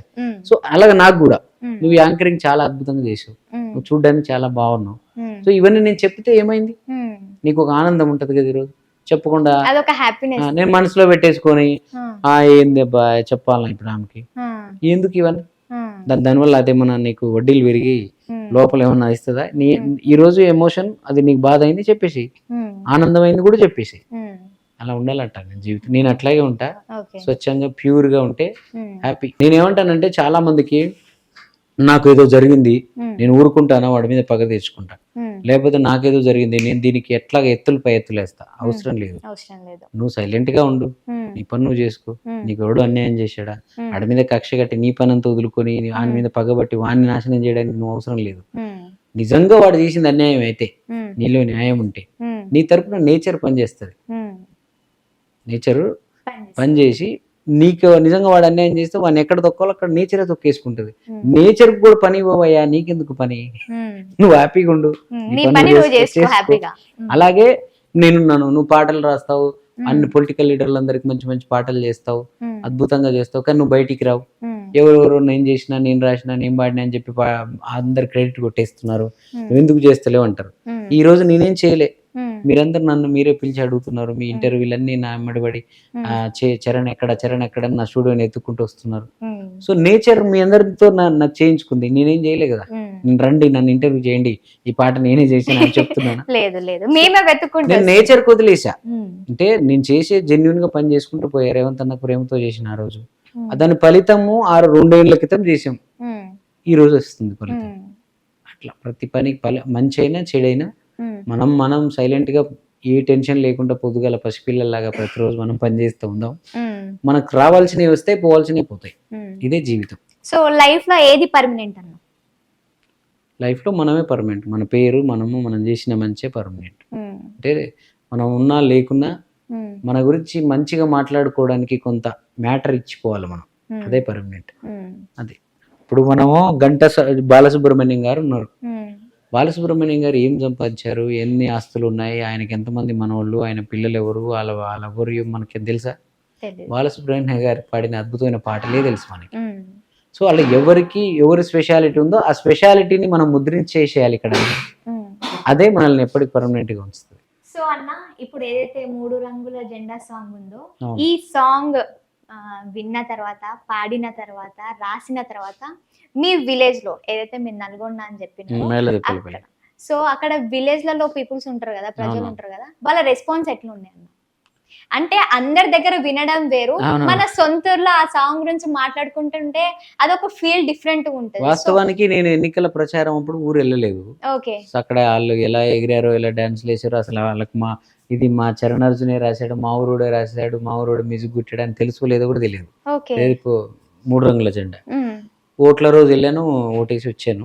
మళ్ళీ గెలిచినాక రేవంత్ అన్న సీఎం అయినాక కూడా నేను ఇంక ఊరు వెళ్ళలేదు. కానీ ఎంతున్నా మా ఊరు పట్ల, మా ఊరు మనుషుల పట్ల ఒక రకమైన అంటే చిన్న మిస్అండర్స్టాండింగ్స్ వాళ్ళకి మాకు ఏదో చిన్న ఉంటాయి, కానీ కొంచెం నేనే మెచ్యూర్డ్గా ఆలోచించాలని నాకు ఈ మధ్య అర్థమైంది. మా తమ్ముడు చనిపోయిన తర్వాత, మా తమ్ముడు చనిపోయిన రోజు ఆ వచ్చిన జనాలు, వాళ్ళందరి ఫీలింగ్స్, వాళ్ళ ఏడుపులు, అతనితో వాళ్ళకున్న బంధాన్ని చెప్తూ ఏడుస్తున్నప్పుడు నాకు లోపల చిన్నవి ఉన్నాయన్నీ పోయాయి. అంతకుముందు ఏదో చిన్న ఉండేది ఊర్లో, ఇదని వాళ్ళు ఈ పార్టీల పరంగానో లేకపోతే ఇంకో రకమైన చిన్న వివక్షలతోనే ఏదో నాకు కొందరి మీద కొంత కోపం ఉండేది. ఆ కోపం కాస్త ఆ తమ్ముడు మరణం తర్వాత పోయింది. అంటే మనం ఈ స్థాయికి వచ్చి, వాళ్ళ పాపం చిన్న గ్రామంలో, ఒక గ్రామ స్థాయిలో రాజకీయాలు, ఒక చిన్న ఎమ్మెల్యే దగ్గర వెళ్ళి ఆయన భుజం మీద చేస్తేనే సంబరపడే జీవితాలు అవి. అంతే, నేను తక్కువ చేసి మాట్లాడతలేను. నేను ఊర్లో ఉంటే నేను అంతే, మా కుటుంబం కూడా అంతే. కానీ నేను ఇక్కడ రాష్ట్ర స్థాయిలో ముఖ్యమంత్రులు నన్ను పిలవలేదని అలుగుతున్నాను, ఇంకో ముఖ్యమంత్రితో సన్నిహితంగా తిరుగుతున్నాను, పక్క రాష్ట్రంలో మాజీ ముఖ్యమంత్రి రేపు కాబోయే ముఖ్యమంత్రి బాబు గారితో ఉంటున్నాను. నాకు చిన్న విలేజ్ లో వాళ్ళతో ఎందుకు నాకేం పంచాయతీలు అనే ఒక సెన్స్ ఈ మధ్య కాలంలో బాగా వచ్చింది. అందుకే నేను మా ఊర్లో బేసిక్ గా కాంగ్రెస్ కాదు మా కుటుంబం, కానీ ఈ మధ్య కాలంలో మేము అక్కడ ఉన్న పరిస్థితుల వల్ల టిఆర్ఎస్ వాళ్ళు కొంచెం ఆ ఊర్లో మాకు కొంత చిన్న చిన్న మనస్పర్ధలు రావడం వల్ల మేము అనుకోకుండా తెలియకుండా కాంగ్రెస్ వైపు మళ్ళాల్సి వచ్చింది ఆ ఊర్లో. అంటే అక్కడ ఎంపీటీసీని గెలిపించాము మేమే ఉండి, మా మామ ఒకతన్ని, అతను ఎంపీపీ అయ్యాడు. సో ఏదేమైనా ఊర్లో రాజకీయాలు సరదాగానే తీసుకుంటా నేను. ఆ గ్రూప్ లో అప్పుడప్పుడు చూస్తుంటాను టైం పాస్ కి. చిన్న చిన్న అక్కడ ఊర్లో ఉండి వాళ్ళే పంచుకుంటుంటే నాకు నా ఇన్పుట్స్ కూడా మా ఊరు ఉపయోగపడతా ఉంటారు. ఎందుకంటే నేను ఏ గ్రూప్ లో లేను, మా ఊరు గ్రూప్ తప్ప. ప్రజలు ఏం కోరుకుంటున్నారు, ప్రజలు ఏం ఆలోచిస్తున్నారు అన్న ఇన్పుట్స్ కూడా ఇట్లాంటి పాటలకు ఉపయోగపడతానికి మా ఊరోళ్ళు. ప్లస్ ఊరికి వెళ్ళానంటే చాలా ప్రేమ కనపడుతుంది వాళ్ళ కళ్ళల్లో. ఏమున్నా లోపల మనస్పర్ధలు ఏదైనా ఉన్నా కూడా ఏదో తెలియదు. అంటే ఒక్కొక్కసారి నాకు ఇంతకు ముందు కొంచెం నాకున్న ఇక్కడ టెన్షన్లలో ఊరికి వెళ్తా కదా, వాడు మాట్లాడకుండా పోయాడంటే వీడికి ఏదో ఉంది నా మీద అనుకునేటోని. కానీ అరే నేను మాట్లాడితే ఆయన మాట్లాడు అన్న భయంతోనే వాడు మాట్లాడు. మనమే పలకరించామనుకో అయ్యా ఎప్పుడు వచ్చిన అయ్యా అంటాడు, అంత మొత్తం గడిపోతుంది. సో ఈ విధానాన్ని పాటించుకో, ఊళ్ళో అందరితో బాగుండాలి, ఊరు మనది, ఎప్పుడో సంవత్సరానికి 2 సార్లు పోతాం, అందరితో బాగుందాం అనేది ఈ మధ్య కాలంలో కొంచెం స్టార్ట్ అయింది. మా తమ్ముడు కోరిక కూడా అదే ఉండే, ఊర్లో అందరు నిన్ను ఇష్టపడాలన్నా, అందరితో బాగుండాలన్నా మనం అనేవాడు. ఈ పాట వచ్చినాక చాలా సంబరపడుతున్నారు అన్ని పార్టీలో. కొందరు ఎక్కువ మంది నాకు ఫోన్లు చేయలే, కానీ చేసిన వాళ్ళందరూ ఈరోజు ఒక సీఎం అయిన దానికి ఆ పాట, అసలు ఆ పాట ఏడ ఉన్నా మోగుతుంది, అది నువ్వు రాసినావు, నువ్వు మ్యూజిక్ చేసినావు అంటే మాకు ఎంత గర్వంగా ఉంది, మేము పార్టీ కాకపోయినా మాకు గర్వంగా ఉంది అని చెప్తున్నారు. వెళ్ళి అందరితో సరదా ఆనందాన్ని పంచుకోవాలి త్వరలోనే. ఓకే అన్న, ఇంకొకటి కూడా చాలా మంది డౌట్ ఉంది, ఏంటంటే మీ ఛానల్ నుంచి సాంగ్స్ రావట్లేదు అంటే అది బంద్ చేసినారా లేదా, అంటే కొన్ని రోజులు గ్యాప్ ఇద్దామని అనుకుంటున్నారా, అసలు ఏంటి అసలు? అది ఏమైందంటే నేను తెలియకుండానే అది ఎక్కువ మనకు పేరు తీసుకురావడం, ఆ ఎమోషనల్ పాటలు ఎక్కువ ప్రజల్లోకి చొచ్చుకుపోయి అది ఇండస్ట్రీ వాళ్ళకు కూడా తెలిసిపోయేసరికి ఇతను ఎమోషనల్ పాటలే చేస్తాడేమో అనేది ఒక ముద్ర ఒకటి పడింది. ఎందుకంటే యూట్యూబ్ లోకి వెళ్ళి మనం 3 రంగుల జెండా లాంటి పాటలు, లేకపోతే ధూమ్ ధామ్ అనే సినిమాలో పాటలు, డిలక్ లాంటి పాటలు చేయలేము ఇక్కడ. దానికి హీరో ఇమేజ్ ఉండాలి, దానికి ఒక మంచి పెద్ద సెట్టింగ్లు ఉండాలి. అలా సినిమాల్లోనే చూడగలుగుతాం, సినిమా ద్వారానే అది మనకు చేరుతుంది. యూట్యూబ్కి వచ్చేటప్పటికి నన్ను ఏదైతే ఇష్టపడ్డారో ప్రజలు, నేను ఆ ఎమోషన్నే చేయాలి కదా. కానీ అది తెలియకుండానే ఒక మిస్ గైడింగ్ అవుతుంది అందరికి. రెండోది ఏంటంటే కొంత దగ్గర కొన్ని మార్కెట్కి అక్కడ వచ్చినప్పుడు ఆయన యూట్యూబ్ లో పాటలు చేస్తాడు, నేను చేసే యూట్యూబ్ పాటలు వేరు, వాటి విలువ వేరు, వాటి కాన్సెప్ట్ వేరు, వాటి వల్ల సమాజంలో జరుగుతున్న మార్పు వేరు. కానీ అక్కడ కొందరు కావాలని మనల్ని అవాయిడ్ చేయాలనుకునే వాళ్ళు ఉంటారు కదా, ఏదైనా ఒక సినిమా దగ్గర మనల్ని వాళ్ళకి సంబంధించిన మ్యూజిక్ డైరెక్టర్ పెట్టుకోవాలి, నన్ను పక్కన పెట్టాలన్నప్పుడు అతను యూట్యూబ్ లో చేస్తాడండి పాటలు, ఆయన యూట్యూబ్ చేస్తాడు, ఆయనని పెడితే ఎట్లా, ఆయనకు అంత మార్కెట్ ఉందా, ఆయనకి ఇంత బడ్జెట్ అవసరమా, ఇలాంటి టాక్స్ వస్తున్నాయి. అది ఎంతవరకు నిజమో తెలియదు, కానీ కొందరు నాకు చెప్తే విన్నది. ఎందుకు మన లక్ష్యానికి ఇది ఏమైనా చిన్న అడ్డంకి ఏమైనా అవుతుందా, కొంచెం మనం పట్టాలు ఎక్కేదాకా కొన్నాళ్ళు ఆగుదాం, మళ్ళీ అక్కడ వెళ్ళి నిల్చున్న తర్వాత ఎప్పుడైనా మళ్ళీ ఒక ఎమోషన్ వస్తే చేద్దాం అని ఉండే. రేపు రేవంత్ అన్న కోసం ఒక పాట చేస్తున్నాం, దాంట్లో వినతి గానం అని ఒకటి. అంటే రాష్ట్రంలో ఉన్న పరిస్థితులు, అన్న వచ్చిన తర్వాత ఎలాంటి ధైర్యంగా అందరు ఉన్నారు, అవన్నీ నెరవేర్చాల్సిన బాధ్యత ఉంది అన్న, నువ్వు ఇది యాడ్ చేసుకో అని చెప్పి ఒక పౌరుడిగా, అంటే కళాకారుడిగా, ప్రజలకి అన్నకి మధ్య వారధిగా ఒక పాట వస్తుంది. సో అదేమైనా రివీల్ చేయొచ్చు? అది అన్ని ఛానళ్ళకు కూడా ఇస్తున్నాము. మీరు కూడా, మీకు అభ్యంతరం లేదంటే మీకు కూడా లోగో లేకుండా పంపిస్తాం మీరు, ఎందుకంటే అది ఎంత మందికి రీచ్ అయితే అంత మంచిది. అది అన్ని ఛానళ్ళ ద్వారా ఏదో రకంగా అందరి రీచ్ అయిపోయి, అది అన్న హృదయంలో నేను చెప్పిన మాట అన్ని ఆయన చెప్పినవే, ఆయన చేసినవే, చేయాల్సినవి ఒకసారి పాట రూపంలో మళ్ళీ వినతి పత్రం ఇస్తున్నాము. సో మా కోసం ఆ సాంగ్ ఏమైనా లిరిక్స్ కొంచెం పాడతారా? దారి దొరికినాదే మాకు రేవంతన్నా, ధైర్యం వచ్చినాదే మాకు రేవంతన్నా, చదువుకోని కొలువురాని పోరగాళ్ళకు సాదుకునే పెద్దన్నే వచ్చాడని ముందుకు, ప్రగతి భవనుకెళ్ళలేని పేద కాళ్ళకు బాటపడే బాధ నీకు చెప్పుకునేటందుకు, ఓ రేవంతన్నా నీకు జేజేలన్నా, ఇది మన జన వినతి యాదుంచుకోవన్నా. ఇది కూడా బాగుందన్న. అండ్ అన్న ప్రజా దర్బార్ అని చెప్పేసి ఒకటి పెట్టారు కదా రేవంత్ అవునవును. రెడ్డి గారు. సో అది మీరు ఫస్ట్ అది విన్నప్పుడు, ఎందుకంటే ఫస్ట్ అది ప్లానింగ్ లేకుండే కదా అన్న, అవునవును. ఇది ఒకటి పెట్టాలి అని చెప్పేసి.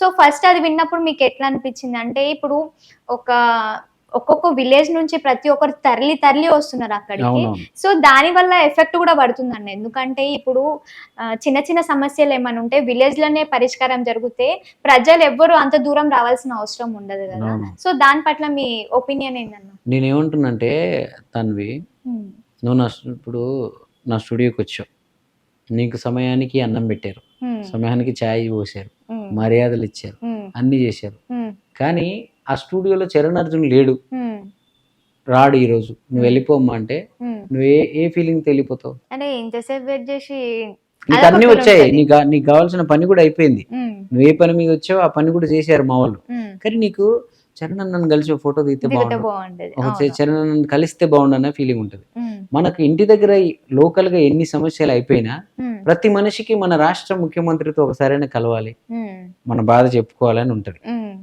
సో గత 10 ఏళ్ళుగా నేనే కలవలే మన ముఖ్యమంత్రిని, ఉమ్, గత 10 ఏళ్ళుగా కేసీఆర్ నాతోనే ఒక ఫోటో లేదు. ఉమ్, సో ఇక ప్రజలకు ఎక్కడ ఉంటుంది? ఉమ్, అంటే మనం అన్ని ఇస్తున్నాం, మీరు మమ్మల్ని కలవాల్సిన అవసరం లేదంటే, ఉమ్, నిన్నంటే నిన్ను కలవాల్సిన, నిన్ను రేవంత్ అన్నను కలవాలనుకోరు వాళ్ళు. ఉమ్, రేవంత్ అన్న పదవిని, ఉమ్.